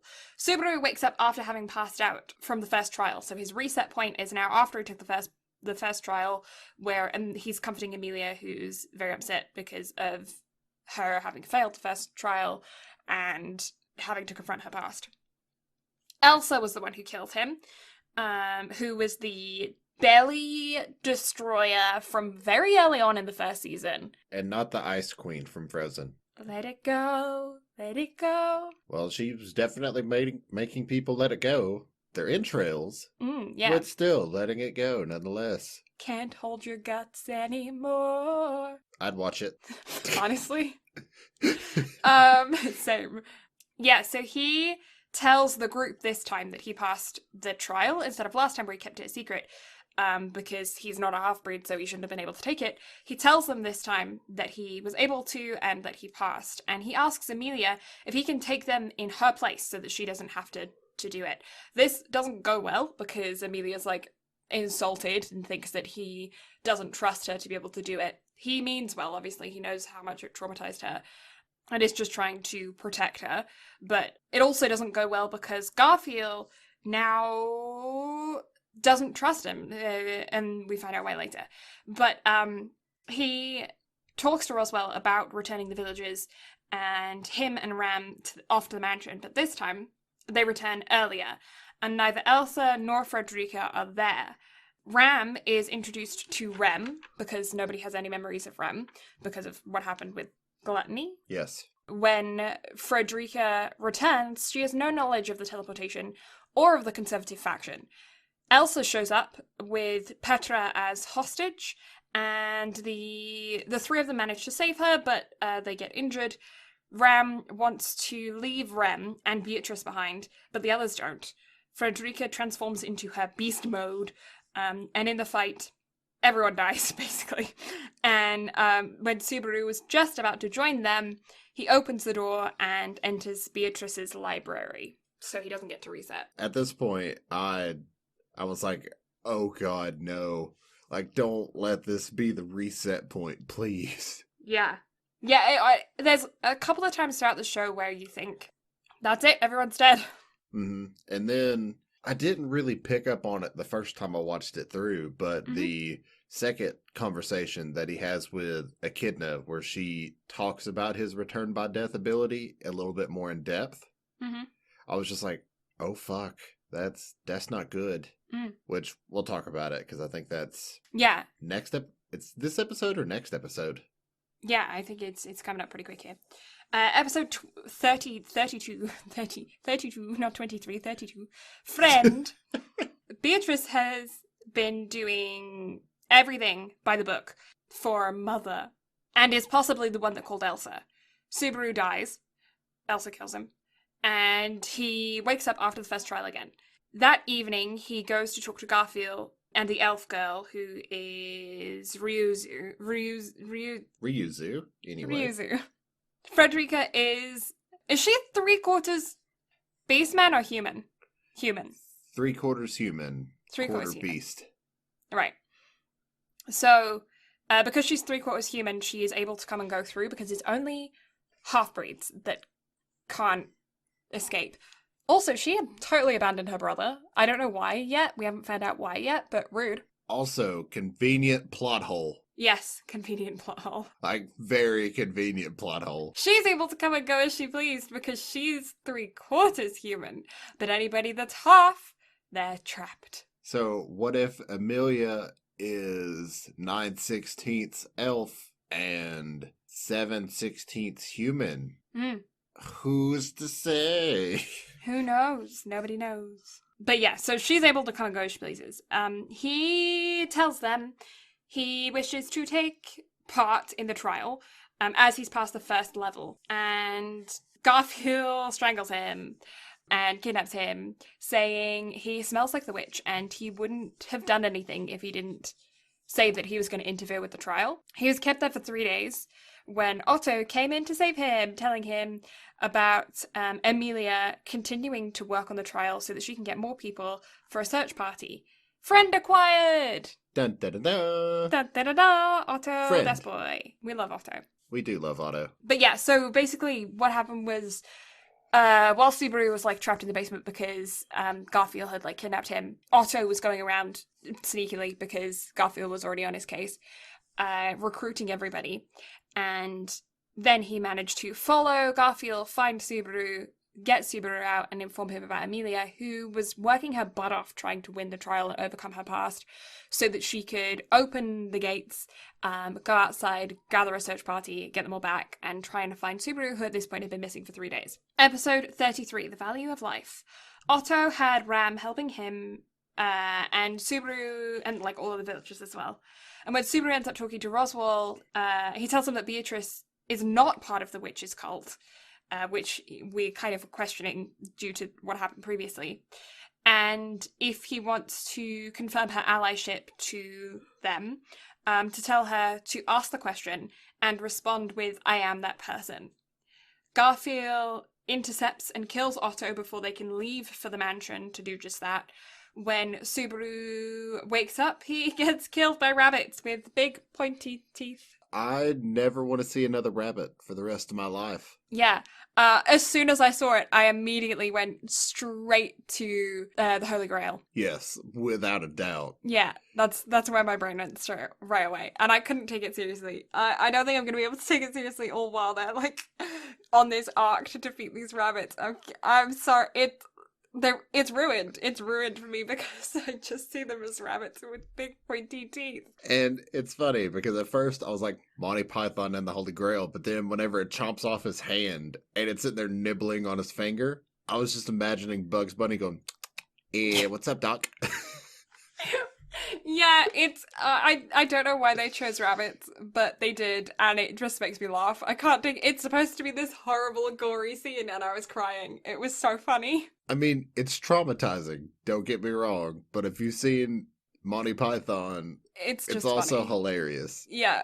So yeah, I was giggling to myself throughout this moment, and that's not the fault of the show by any means. That is fully just Monty Python invading my brain. Without a doubt. But it's still traumatizing because that would be awful. Yeah, nibbled to death. Because it wasn't just one rabbit. It Yeah. was a metric shit ton of rabbits that Yeah. tore him to shreds. Yeah, I still thought it was funny. I did cry watching this season. I cried of laughter. I'm done with you. I couldn't help it. It was so funny. It was supposed to be so serious, but I just couldn't take it seriously. For no fault of its own. It's just that killer rabbits just made me giggle a lot. Maybe that's what they took inspiration from, Blue. Maybe. Or Wallace and Gromit Curse of the Were-Rabbit.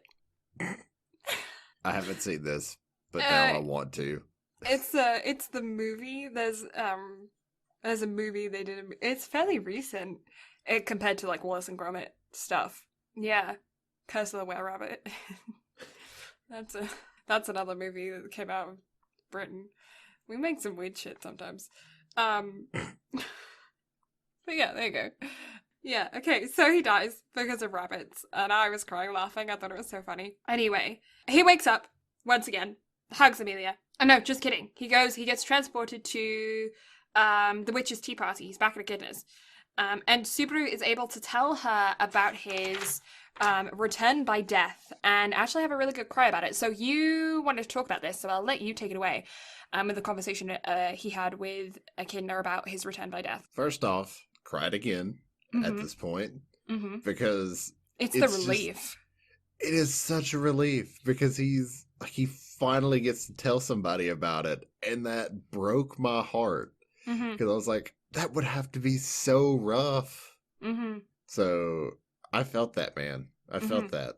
Agreed. But then it's during this conversation where Echidna tells him that the return by death only affects him. Like his restart points is only what's best for him. It gives no shits about anybody else who's around him, Rim included. Yeah. And so that was a really interesting and eye opening point. I didn't notice it the first time through, but watching it through this time, I was like, oh shit. Oh, that's because up to this point, it's always been convenient where he died so he could work on saving those around him. And then after the first episode, whenever Rim gets her name and memory stolen, it's like, oh, the game has changed. And now we know why the game has changed. Well, we don't know why. Mm. Like why Satella has done what she's done. But holy shit. Yeah. It's like that's a powerful thing to learn.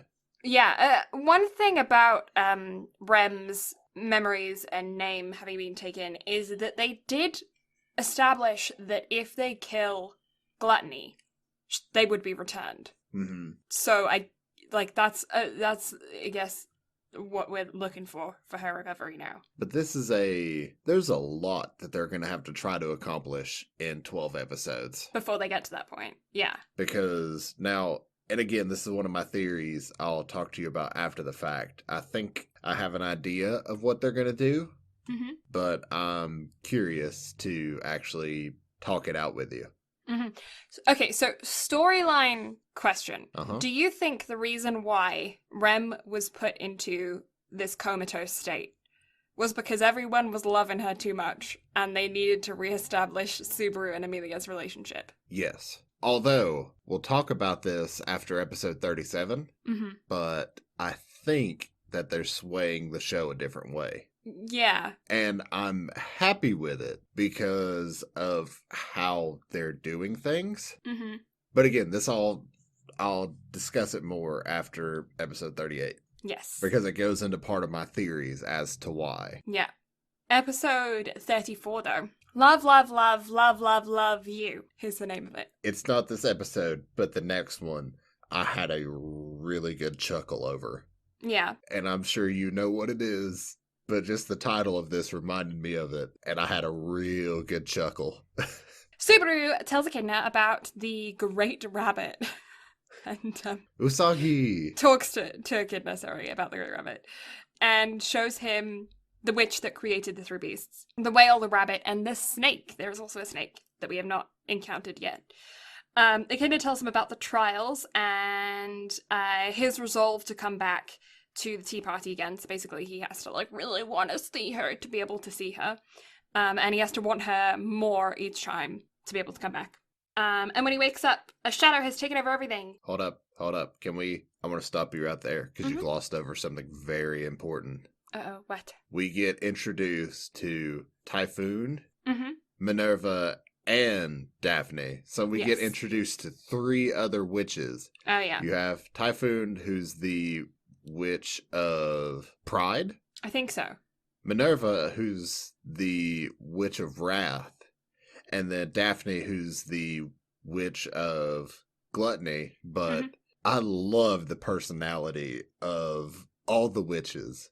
Yeah, they're really funny. I am surprised with the way that they went with them, but I think that reveals so much more about the show. Just their personalities reveal so much more about the show and the future storyline than anything they really say. Mm-hmm, because there's nothing with this show that you can take at face value. No, agreed. Because when you hear of Echidna, who's the witch of greed, you think money, and no, she doesn't give a shit about money. No. She's greedy for knowledge. And then you have Minerva, the witch of wrath, who doesn't want to destroy things. She wants to, like, she's angry with the world and wants to put it back together. Yeah. And I'm just like, holy shit. Yeah. And then, of course, Daphne just wants to eat everything, but that's... Where else Same. could you go with gluttony? Yeah, also same. Mood. But her reasoning behind, because you figure out the reason as to why she made the three great maw beasts. Yeah. Yeah, And that's true. honestly, I get it. But also the way she spun it, the great rabbit, it can multiply infinitely. Yeah. They have to all be killed at the exact same time, or else it won't die all at Yeah. once. And so I get her reasoning because she's like, think about it. That's unlimited food. Yeah. And the whale's really big, so you could eat the whole thing. It's like, think about how many people you could feed with the whale.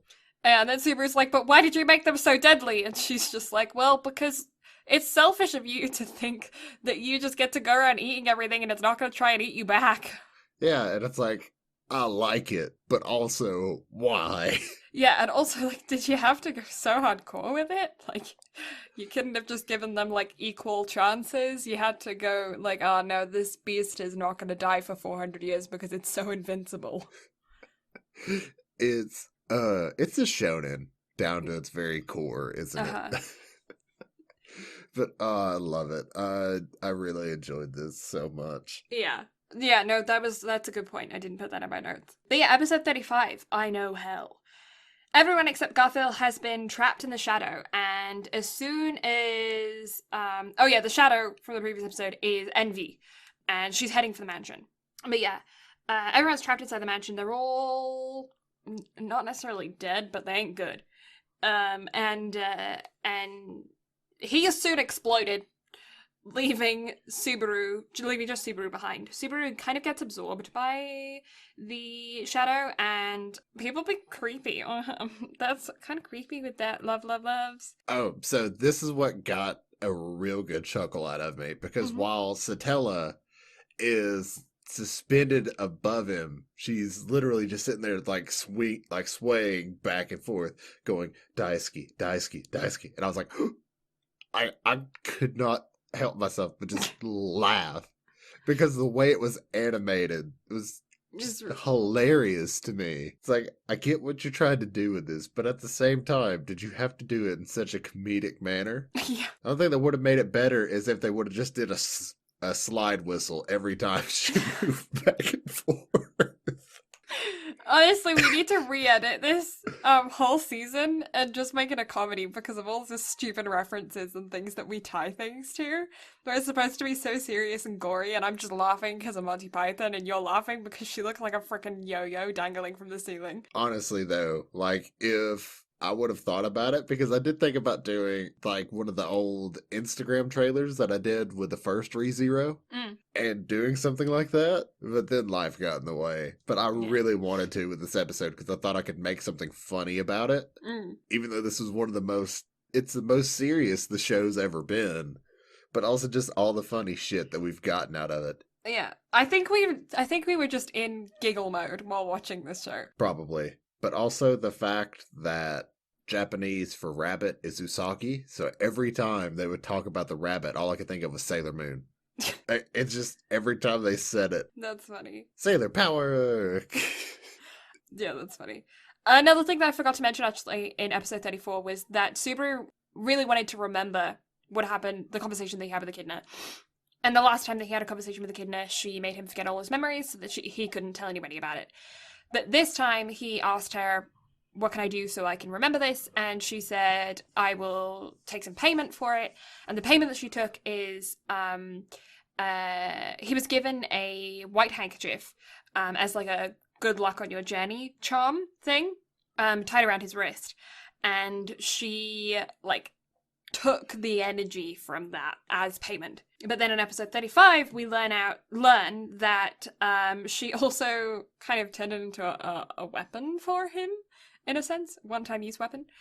Yep. Where when he is stuck in the shadow, and for all eternity, he is going to be just told that he is loved over and over and over again by Envy. His the handkerchief turns into a blade and he is able to kill himself. Funsies. So much funsies. Mm. But also, Satella looks real familiar. Let me just sit here and stroke my beard. She looks real familiar Yeah, for some reason. yeah. I can't Can't quite quite put my place it. finger on it. Yeah, she looks... Because there's a certain person that you never see them together at the same time for some convenient Odd reason. Yeah, I'm not entirely sure about that.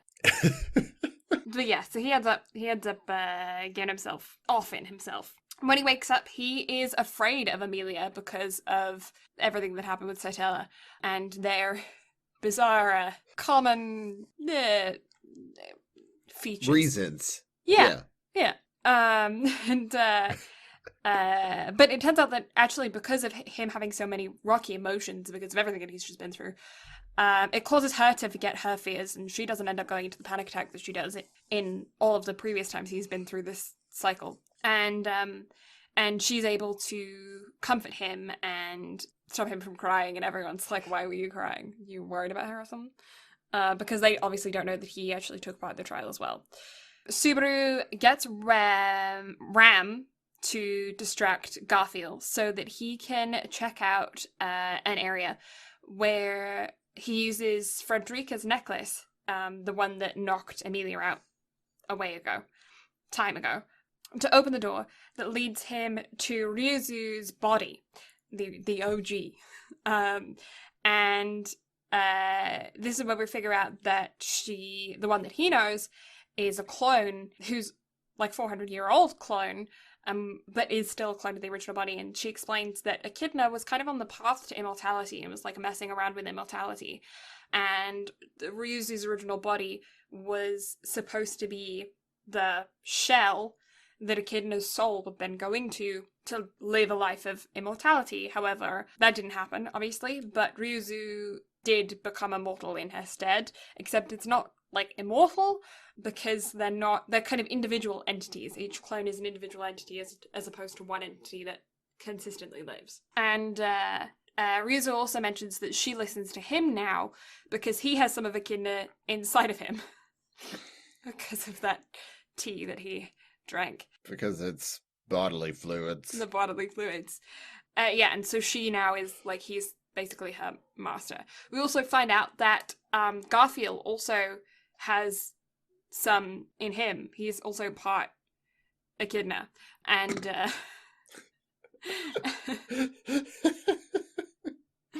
and because of that, Subaru has more Echidna in him than Garfield because he's had tea twice. Because he forgot that it was her bodily fluids and drank it twice. And so she listens to him over Garfield. But yeah, he leaves and gives encouraging words to Amelia, has a bro moment with Otto, and bumps into an angry Garfield, and then eventually then agrees to let Subaru leave, after Subaru tells him that he knows hell, which refers to the title of the episode. And then he goes to the mansion, where he meets with Beatrice. Episode 36, The Taste of Death. Beatrice wishes to die because she was left alone for 400 years waiting for someone based on a contract with Echidna, who the instructions were basically just wait for someone, they'll come through that door, you'll know them when you see them, basically. Cry count again this episode. Yeah. Because seeing this side of Beatrice, I was like, I can't. Yeah. But yeah, so Elsa and the blue-haired evil child kill everyone at the village, including Rem, Petra, and Frederica. Beatrice is killed by Elsa, but teleports an injured Subaru beforehand. The place he was teleported to is the sanctuary, where he had a very loving and creepy Amelia try and comfort him. Yeah. Subaru confronts Roswell about everything, and he says that and Roswell kills Ram and Garfield and reveals that he has a book like Beatrice, but the book that Beatrice has isn't actually a gospel from like the witch's gospel. It's a book that reveals all the truth and the future and stuff. But Beatrice's, in her conversation previously with Subaru, had stopped telling her the future quite a while ago, And so she was kind of just lost waiting for someone to come. And so she, was very mentally traumatized and not doing well because of that. And he reveals that he also has a book that is like hers, and it's one of two, so they have both books. He is also the one that created the snow outside, which was what caused Amelia to be completely isolated from all of the villagers, which turned her crazy. But it's okay though, because after he got beaten up by Roswell, the rabbits get him, and he starts over. Amelia's creepy AF. And also, this is what I was talking about earlier with, because after the rabbits get him and Roswell, he still survives. Yeah. So he literally, like, barely manages to get back to the trial graveyard. And Amelia's just like, oh, hey, it's so good to see you. Here, have a lap pillow. And then it shows Subaru's body and how he's been absolutely... I don't know how this motherfucker walked. No. Adrenaline's a hell of a drug, man. Oh, yeah. I thought you said a gentleman. Oh, a gentleman's a hell of a drug.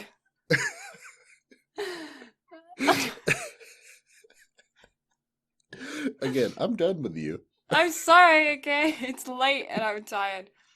Oh. Yeah, I swear I had a gentleman's a hell of a drug. Rather than adrenaline. Yeah, that makes more sense. But, yeah, just the way they animated it. They didn't have to go so ham on that. One thing that's consistent about this show in the animation style is that they don't always show things in complete focus. Which is interesting for anime. Normally, anime is always focused because it doesn't have to have parts unfocused. Like, you don't have to have a foreground and a background in anime. It can all be in focus. In this show, however, they use focus as a... they actually do a lot of stuff through first-person perspective as opposed to third-person. Like, you see a lot through Subaru's eyes. Mm-hmm. And the times that you see things through Subaru's eyes... quite often they are red tinted via blood or out of focus because of like haziness, or like the entire episode where he was with his parents in the real world.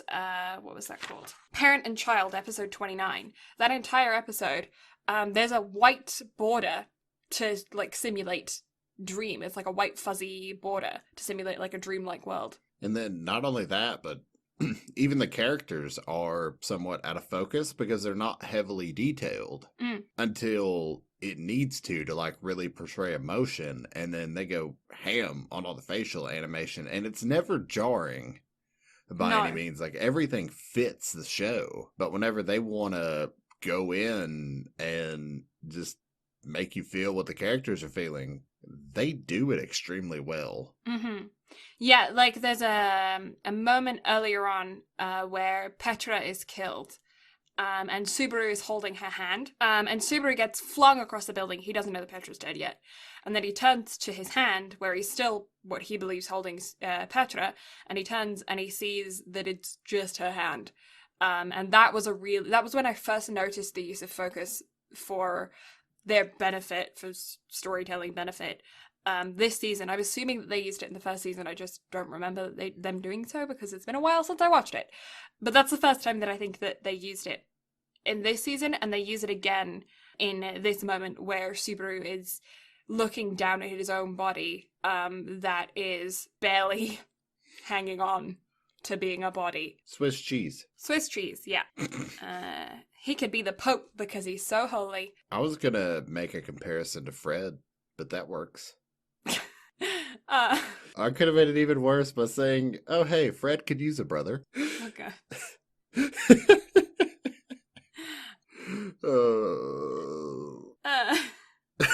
My brain, why?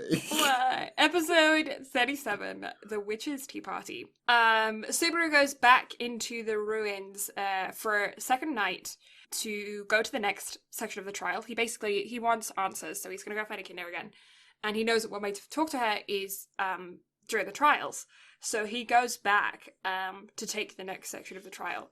And when he does so, the second part of the trial, I'm assuming, is him seeing all of the following moments past all of his previous deaths. So all of the different endings from the entire first season and all the time up until this time in the second season, he goes through every single aftermath of his death. Everyone that's grieving for him, everyone that like wished him well, and you get like kind of a montage of it, with some moments obviously taking longer than others, and you get to see him deteriorate after every moment because he kind of like experiences an end, comes back, then immediately gets thrust into another end. So you get to see him like go through, you get to see the ending, he comes back, dies from the emotional trauma, and then goes back into the trial again. And again, this all goes back to him trying to, like, or it goes back to character development because he's seeing how much people actually care about him. Mm-hmm. And it was kind of hard to watch some of them, especially the first one, too, because Amelia was just like, "You're a liar. You said you'd never leave. And then you go and kill yourself. Why?" And I was like, oh, God. Oh. Yeah. And another thing, again, with the character development is you see that he's not seeing it the same way that we are. He's not seeing it as these people care about him.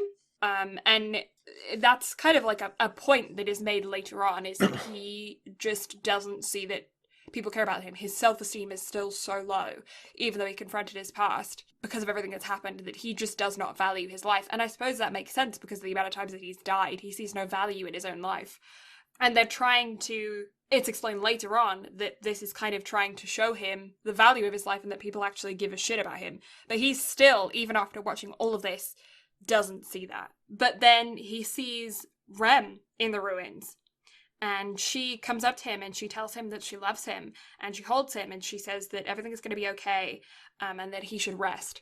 This triggers Subaru, however, though, because the real Rem would have told him to get a grip, and would have comforted him and then said, okay, time to get back up again. Whereas this Rem didn't. And he called her on it. And it turns out that this Rem is actually Camilla, witch of lust. Echidna was behind it all. She did it to help him from crumbling during the trial. She has been helping him because she wants him to enter a contract with her, and just as he's about to, all of the other witches come up and try and stop him. They say that the payment would be too great. She wants his everything, like his future, his soul, she wants everything, and so that she can use him in return, and he would get to use her. So he would kind of get his perfect ending, but his perfect ending would be for him and not for everyone else in his life. So he would do okay, but that has no guarantees on anybody else. So, did you think he was going to go for it? I don't know. Did you? I really hoped he wouldn't, because at this point, it was very clear to me that the entire second season was for his growth. Mm-hmm. So, had he still been the same Subaru as he was at the very start of the season, I think he would have taken it hands down. Mm-hmm. But the fact that they didn't left the rest of the show extremely open. Mm-hmm. So, I'm definitely glad that he didn't. However, this was going to be in the news portion of the episode, but I left it off. The speech that Echidna gives during this, that was all in one take. Wow. Like, it deserved its own news article because it was all done, like that whole spiel, every bit of it, in one take. And I was like, damn, props. Yeah, hats off to the voice actor. I couldn't have done that shit. It's hard to monologue. It is, because that's a lot of reading and talking to have to do all at one time. Yeah, I used to have to do monologues for auditions all the time. They're really tough. And normally, that was quite a long monologue as well. Normally monologues, like especially for auditions, are only like a minute long. And that was like 2.5 minutes of just nonstop monologuing. And I was like, holy shit. So, props. Yeah, mad props. Yeah, well done. Golf clap. But anyway. Yeah, no, I didn't know that. That's a cool fact. But yeah, everything she did was superficial, basically. It was to get him into the contract with her. And he asks her about Beatrice and who that person is. And she says that she doesn't know. She was just doing it to see who she would choose to be that person. And he refuses the contract at the end of the episode. Or he was honestly just about to accept it. And then all the rest of the witches intervene. Yeah. Like they all just came flying in and they're like, no, don't do it. Yeah. He was like holding his hand out to actually make the contract when they stepped in. What did you think about the fact that she was just like, I don't know who that person is? It made me angry because Yeah. they spent the entirety of the show building up Echidna to be best girl. Yeah. Like, that's what everybody was going for. And she was like being ranked extremely high in everybody's best girl rankings. And then that episode happened and it just made me angry. Hmm. Because it all goes back to, again, like how you couldn't take any of the witches and their seven deadly sins as at face value. But Mm. then she introduced that contract, and I was like, no, like you really are the witch of greed because you're trying to be greedy and take all of Subaru's accomplishments for yourself. Yeah. So I was like, you're a bitch. Yeah. Well, when you're first introduced to the witches, you think they're all evil. Mm-hmm. Then they slowly, over time, change your perspective on the witches and make you think maybe there's something more to them. Mm-hmm. And even Satella, after episode 38, I'd almost say Satella isn't as bad as Echidna is. Yeah. Well, yeah. Yeah, it's just when you're starting to get really comfortable with the idea that maybe they're not all that bad. You see a whole nother layer to them, but like I guess that's something that's so clever with the way that they've done their story is that if you met like one of the seven deadly sins in real life, if they were evil all the time from the get-go, you wouldn't fuck with them. No. They've got to be deceiving. And Mm-hmm. they're really proving that you don't know whether or not you should trust them, or like, do you like the risks of trusting them? I guess because I think it's known that you shouldn't trust them, but like, Mm-hmm. do you use them? Do you risk using them? Do you like do you make the deal with the devil? Is it worth the contract? Mm-hmm.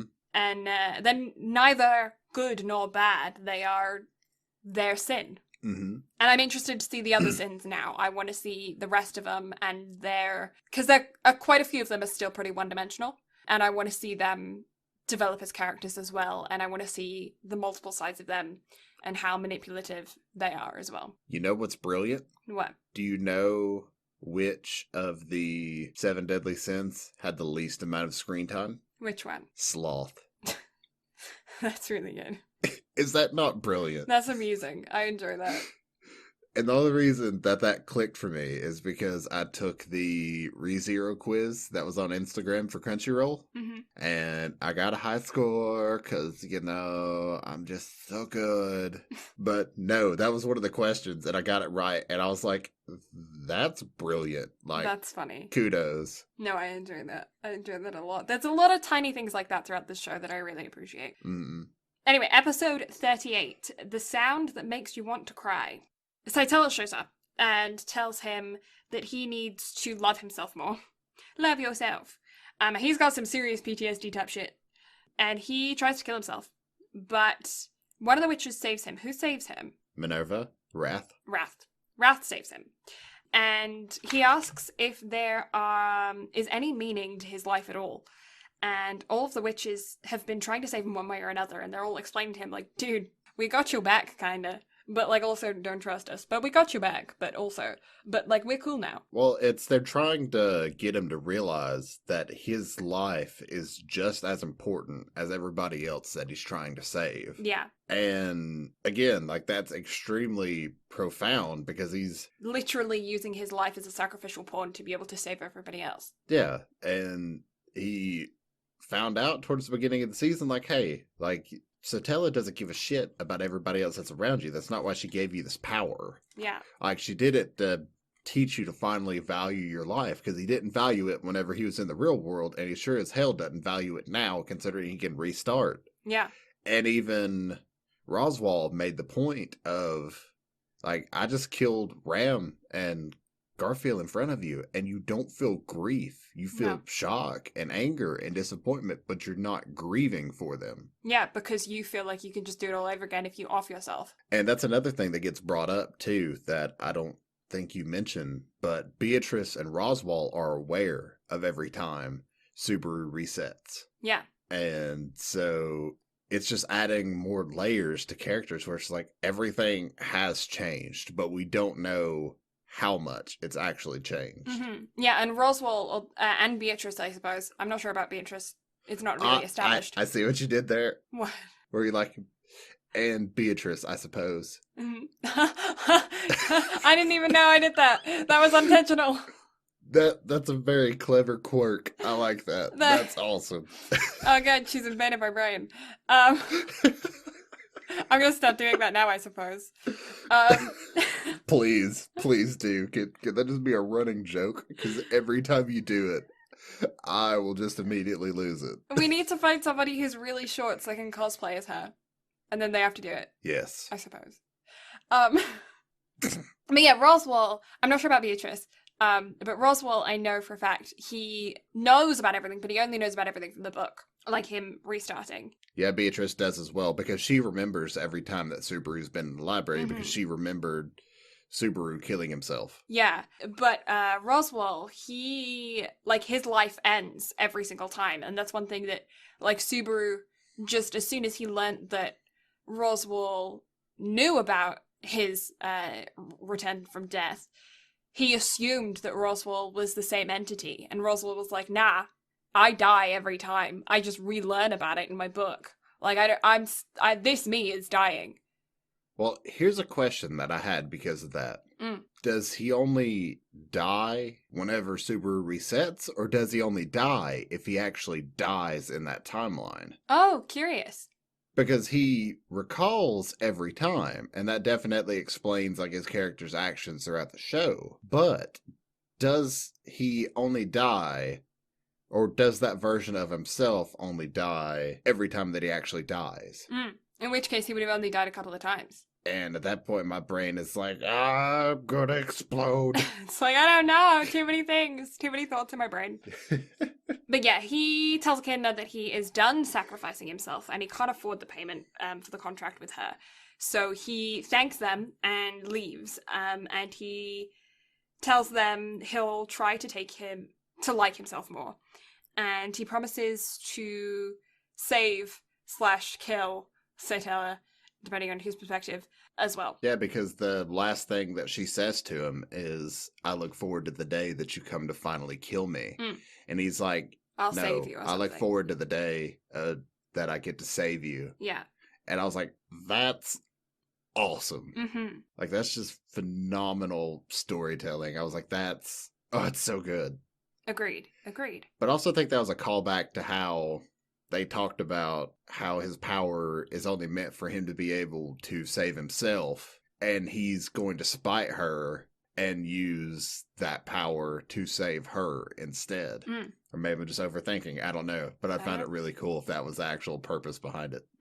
He loses his ability, though, to enter the trials because Echidna took away her DNA, and thus he is no longer a half-breed. And so he can't enter the third trial despite the fact that he passed the second one, and Amelia has yet to pass one.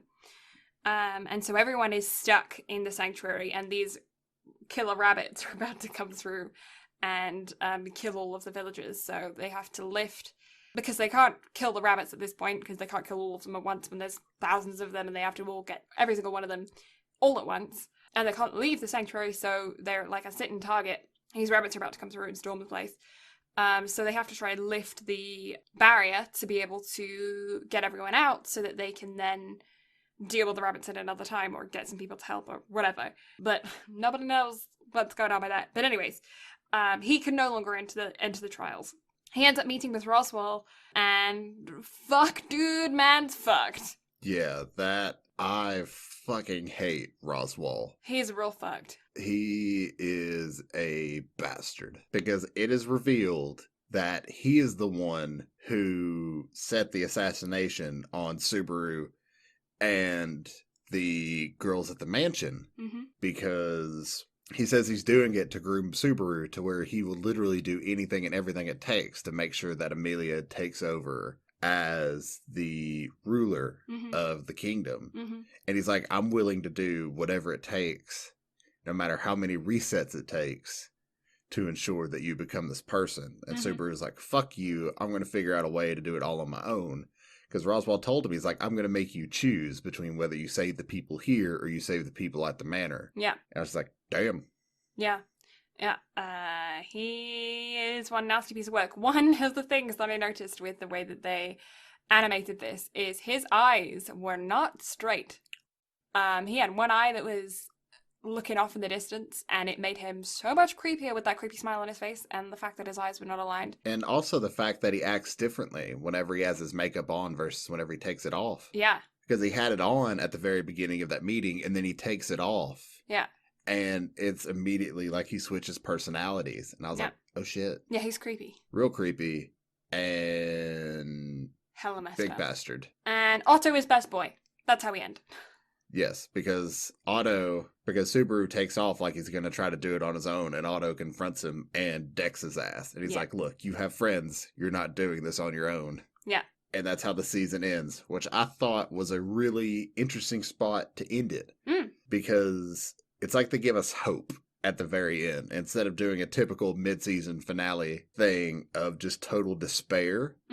Because you want to see how they're going to drag themselves up. But instead, they ended on a little bit of a high note, even though it's definitely not a high note. No. It's like, here's just a little bit of hope. Just a little bit of hope, and we love Otto. Yes. More definitely. Otto, please. I'm very pleased with the amount of screen time that it's getting.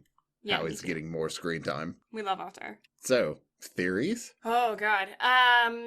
Shall we go with the obvious one first? Which is? Emilia Satella. Yes. And here's the main reason why I think this. The reason she's failing the trials, and the reason that we never technically see them in the same place, is because she's reliving the memories of Satella during the trials. And that's what's causing her to like slowly slip back in, and that's why her abandonment from Subaru is what kind of causes that. And what really made me, or what really kind of drove this home for me, was in episode 36, whenever Subaru's lying there in her lap, and how she's talking about how like Subaru's always doing everything he can to save everyone else, and that makes her angry because she only wants him to do that for her. And again, how she tells him she loves him and then goes in for a kiss there at the very end.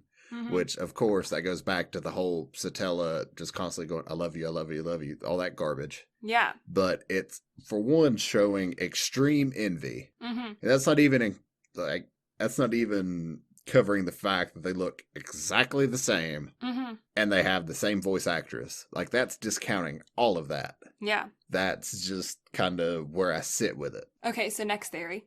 It's not necessarily a theory, but it's what they're going to do next, because I think I have it planned out of how they can make the plot happen, and also how they can make sure that the White Rabbit doesn't show up. Okay. Because it's explained that the White Rabbit only shows up whenever Roswaal makes it snow. Yes. So you bypass the ability of Roswaal even having time to make it snow, because as soon as Subaru wakes up, he leaves. He goes back to the manor, and he gets everyone, and he takes them all to the sanctuary. Okay. Because then everyone is saved, and he even saves Beatrice, because also at that point, Elsa and Blue hair chick. Tiny Bitch, yeah, aren't even going to have an opportunity to be there because they didn't expect them to show up so early. Yeah. Yeah, they don't come till the afternoon, so if they book it in the morning, then. So that way, everybody's in the sanctuary, they're all in one place, and he also fixes a lot of those holes of, you know, Beatrice's contract is finally broken, because the way he gets her out of the house is he just walks into the library immediately. He's like, hey, I am that person for you. Let's go. Yeah, because he did mention at one point when Echidna was trying to get a contract with him that he may look into getting a contract with Beatrice. And how he's just gonna, you know, like how he's not that person, but he will be that person for her. Yeah, because she said that the only way that she would continue living was if he could be her everything. And if he enters a contract with her, then that will effectively be. And it's also explained in the first episode, the only reason that greed and gluttony show up is because the white whale was slayed, so they wanted to show up and see what happened. So if everyone comes to the sanctuary and they deal with Elsa and blue-haired bitch, and then Roswaal still makes it snow, because that's the only reason the rabbit shows up, is because the massive amount of mana that it would take to just make the entire sanctuary snow. So they deal with the rabbit, and then of course, since the rabbit is dealt with, of course, gluttony and greed show up, then they have that final standoff to try to get Rim to wake up. Who do you think's going to kill the rabbits? It's gotta be Amelia. She's the only one with the power to do so. Oh, Puck has been gone this whole season as well. I didn't even mention that once, Hmm. but Puck is gone. And I feel like a lot of that might also be Roswell's fault as Mm, well. Because he's literally doing everything he can to like try to drive Amelia and Subaru closer. hmm And I think a lot of that too, because, and this also goes back to another theory I had, and we kind of hinted at it earlier. I think because of the connection between Amelia and Satella and Subaru making the connection, and also just Rim in general, because Lust's ability, the face of the lover or whatever, shows the person's like who they need to see most or who they love. And the fact that it chose Rim and not Amelia to be the person that he saw, I think is driving him to the point to where I think that it's going to be Rim and Subaru hmm together. Well, he did say in one of the very early episodes, when Rem was unconscious and they were going, I think it was the first episode, and they were going back to the manor.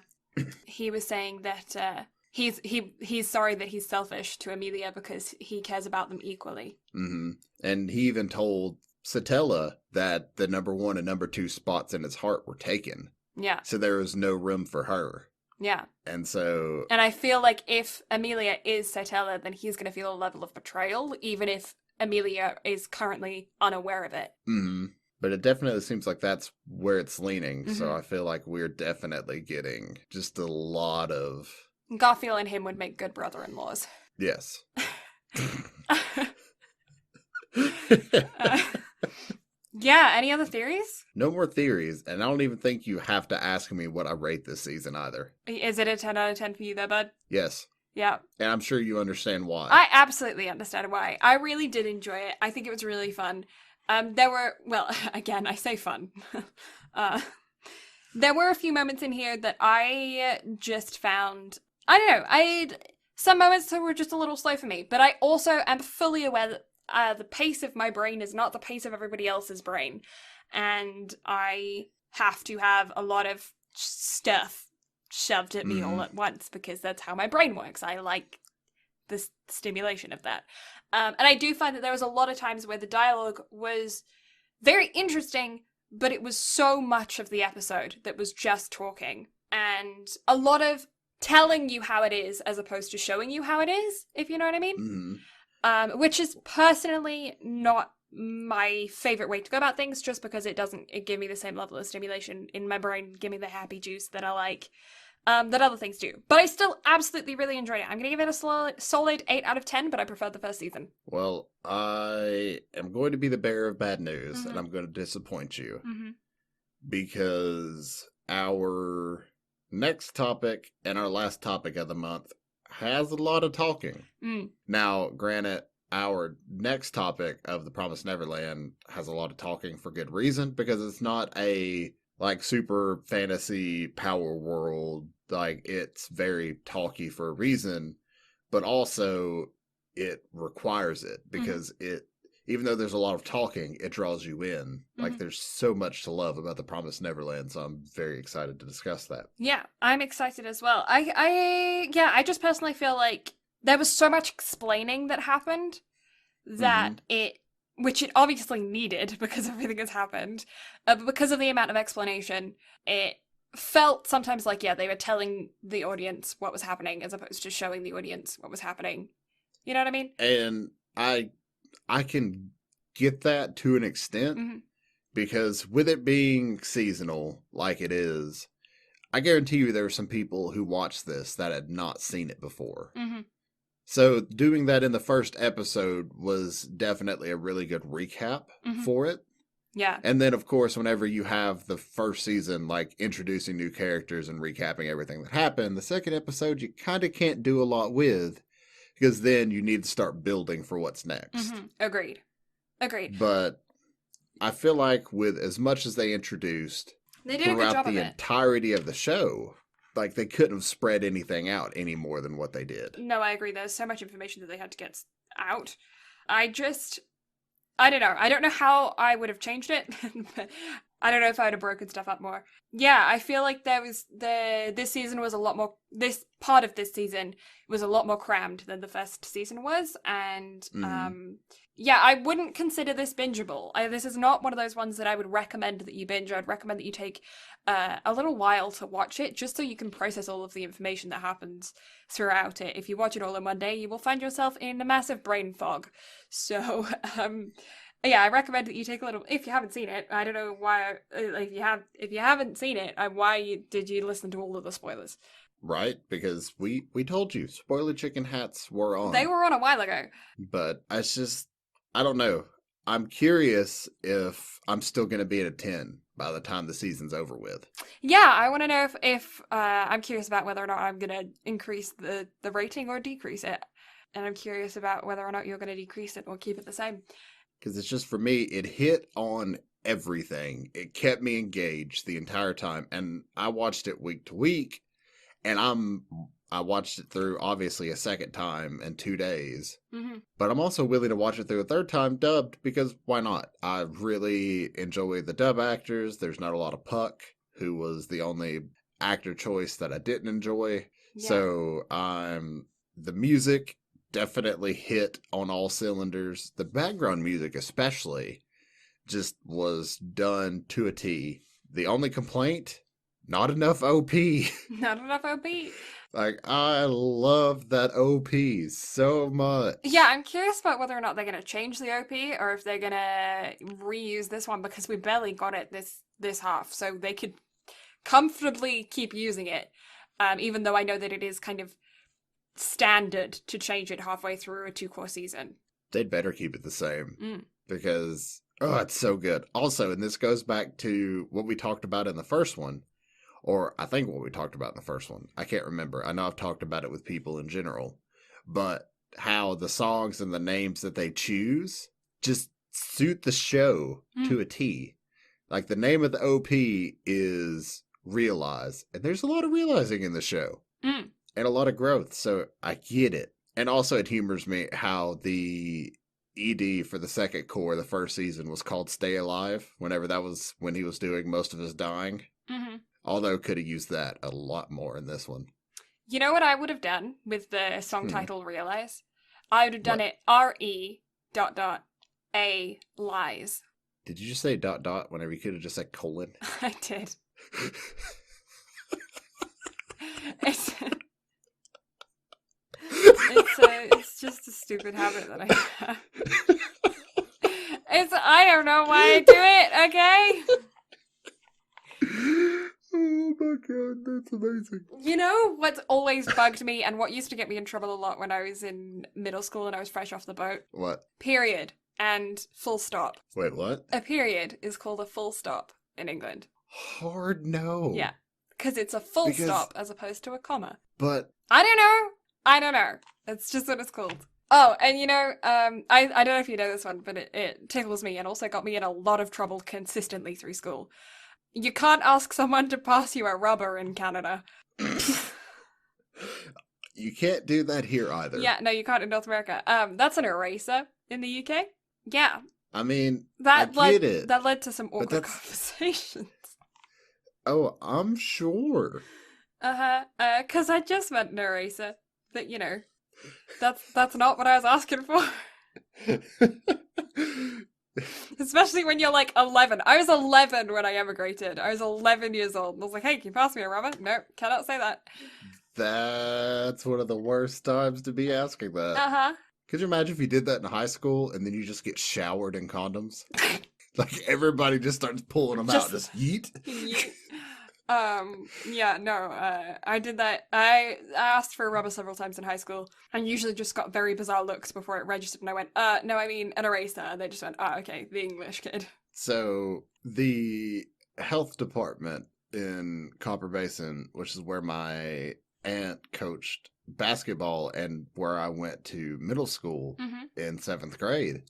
If you go to the health department there and you ask for condoms because they will give them to you for free, they give you a brown paper bag full of them. I don't know why that brought that memory back to my brain, but we went up there as a joke because we wanted to cover one of our baseball coach's Jeep with them. Okay. And so one of our buddies went up there and asked, and whenever say he came back with like a sack full, they were probably like 200 or 300 in this bag. Nice. I don't understand why. It baffles me to this day as to why you go up there and it's like, yeah, they give them out for free, sure. But why so many? It breaks my brain. Yeah. Anyway, that was a sidetrack story to end off this podcast with. That was a very sidetrack story. Next week, The Promised Neverland. Continuation of Horror Month. Would you consider ReZero horror? I wouldn't. I consider it a psychological thriller, Agreed. which some people would classify as horror, even though It's definitely gore. the only thing that classifies it as horror is the amount of gore that's in it. Yeah, it's definitely a psychological thriller. I guess you could classify it as a horror, but it's not meant to scare you as a viewer. It's meant to make you feel empathetic. Empathetic, and I feel like it's shock horror. Mm-hmm. Yeah, but like you don't watch it to get scared. No, but I also felt like it was more topical to do that just right now more Agreed. than anything. Well, it definitely fits the Halloween theme. It's definitely Oh yeah, definitely. It's definitely gross and gory and spooky and psychologically damaging. Also, I feel like cosplaying Subaru and Rim would be extremely easy for people to do. Yeah? Because you can literally get made outfits anywhere. Subaru is literally a tracksuit. Yeah. Not hard. Nope. So, fits Halloween. But... Promise Neverland next week. Yeah. So, next week, Promise Neverland. I'm excited. Because it was one of my standout animes for 2019. Mm-hmm. Its ability to animate horror is, I think it's unmatched in anything I've ever seen in anime. Interesting. Like, you think the way that they do facial animations in this, I think you're going to be hooked after the first episode. Ooh. Because the way that it ends, it just immediately grabs you and does not let go till the end of the show. And I am so excited for January for season 2. January is super exciting for all the titles that it has coming back. Yeah, I'm excited. I'm excited for January, actually. I'm really excited for January. I am as well. So, plugs? Plugs! You can find the absolutely lovely Blue Lavender on Twitch at twitch.tv/Blue Lavender. She streams almost every day, except not some days. Except Wednesday, Thursday, and Sunday. I've started taking Thursdays off so I can focus on the podcast. And yeah, I've taken this past week off for family stuff, but I will be back again on Monday, which is the day after this episode comes out. So there you go, I'll be back to normal. Yes. You can also find her on Instagram and Twitter at Blue Lavender STM and at Blue Lavender on the TikTok. Yeah, I have been posting all of my art stuff on TikTok. I don't do stupid dances. I don't do good dances either. I can't dance. I don't dance. Can we do the Chica dance and upload that on TikTok? I cannot dance. But have you seen the Chica dance? You just point and finger gun and move your arms. I have no rhythm in my body. Neither do I. Should we just do it completely off tempo? I'm game. No, I think I've only shown my face once on TikTok. It's mainly my art. Vast majority of my TikTok, well, is the entirety of my TikTok is my artwork. But anyways, that's enough about me. If you like that dude over there, the Bradle Doodle Dandy, you can find him. Sometimes he streams. He is thinking about streaming a lot more in November. So if you like his voice, like his face, want to hang out with him some more, you can head on over to his Twitch channel at broadcastergaming.com. I was about to say .co.uk. That's how many years have I been out of the country? Twitch.tv. Or .ca for Canada, because why not? Yeah, or .ca, or .jp, or .net. I don't know. There's lots of dots. .org. .org. You can find him on Twitch at Brad Carter Gaming. You can also find him on Instagram at Brad Carter Gaming. He does have a TikTok, but he doesn't post anything. Are you Brad Carter Gaming on TikTok too? Maybe. I don't know. I literally just have it so you can send me stupid videos. That's the only reason I have TikTok. Send the stupid videos. Well, I haven't for a while, so I'll have to go back on and find some more stupid videos to send you. I'm disappointed because I literally will get on to check it and occasionally like your art videos whenever I think about it. Yeah, I will send you some more stupid videos then. Yes. Brad also runs the Instagram and Twitter of our podcast, which is BnB Anime, on both, actually on like any social media platform that you can think of. It's BnB Anime, except for TikTok. We don't have an anime TikTok. But yeah, we have post updates there about when the episodes are coming out. Also, lots of memes, things like that, fun stuff on the socials. So if you enjoy social media and you want to give us a follow, hop on over there at BnB Anime on everything. We also have a website. Our website's pretty dang cool. It's got pictures of us, some pictures of our artwork, some information on some projects that we're working on behind the scenes and fun things that we do in our daily lives. It's also got all of our archives of all of our previous episodes. So if you have missed an episode, haven't been listening from the beginning, or have a particular anime that you want to see if we have covered, you can search that all on our website and on our YouTube channel as well. We have a YouTube channel at BnB Anime. It's got all of our previous episodes with some fancy old thumbnails on there. And you can also check there for all of our old episodes and see if there's something that we've covered. If you want us to cover something in particular in the future and you have a request, or you have an idea of a month for us to theme, let us know in the comments on any of our YouTube videos, or on our latest YouTube video, or on the social media. Hit us up in those DMs. We always love to hear from you guys, and we love to get your input. If you disagree with any of the opinions that we have given you today on our in today's podcast, or you just feel like sharing your own opinion, your own voice, your own thoughts, what you think is going to happen, predictions for the rest of the season, please absolutely let us know again, either in those comments on the YouTube video or hit us up on those social medias. We want to hear from you guys. We love hearing from you guys.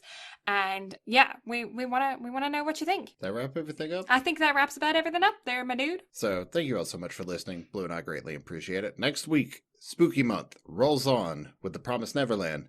But until then, we'll catch y'all next time. Bye-bye! Bye!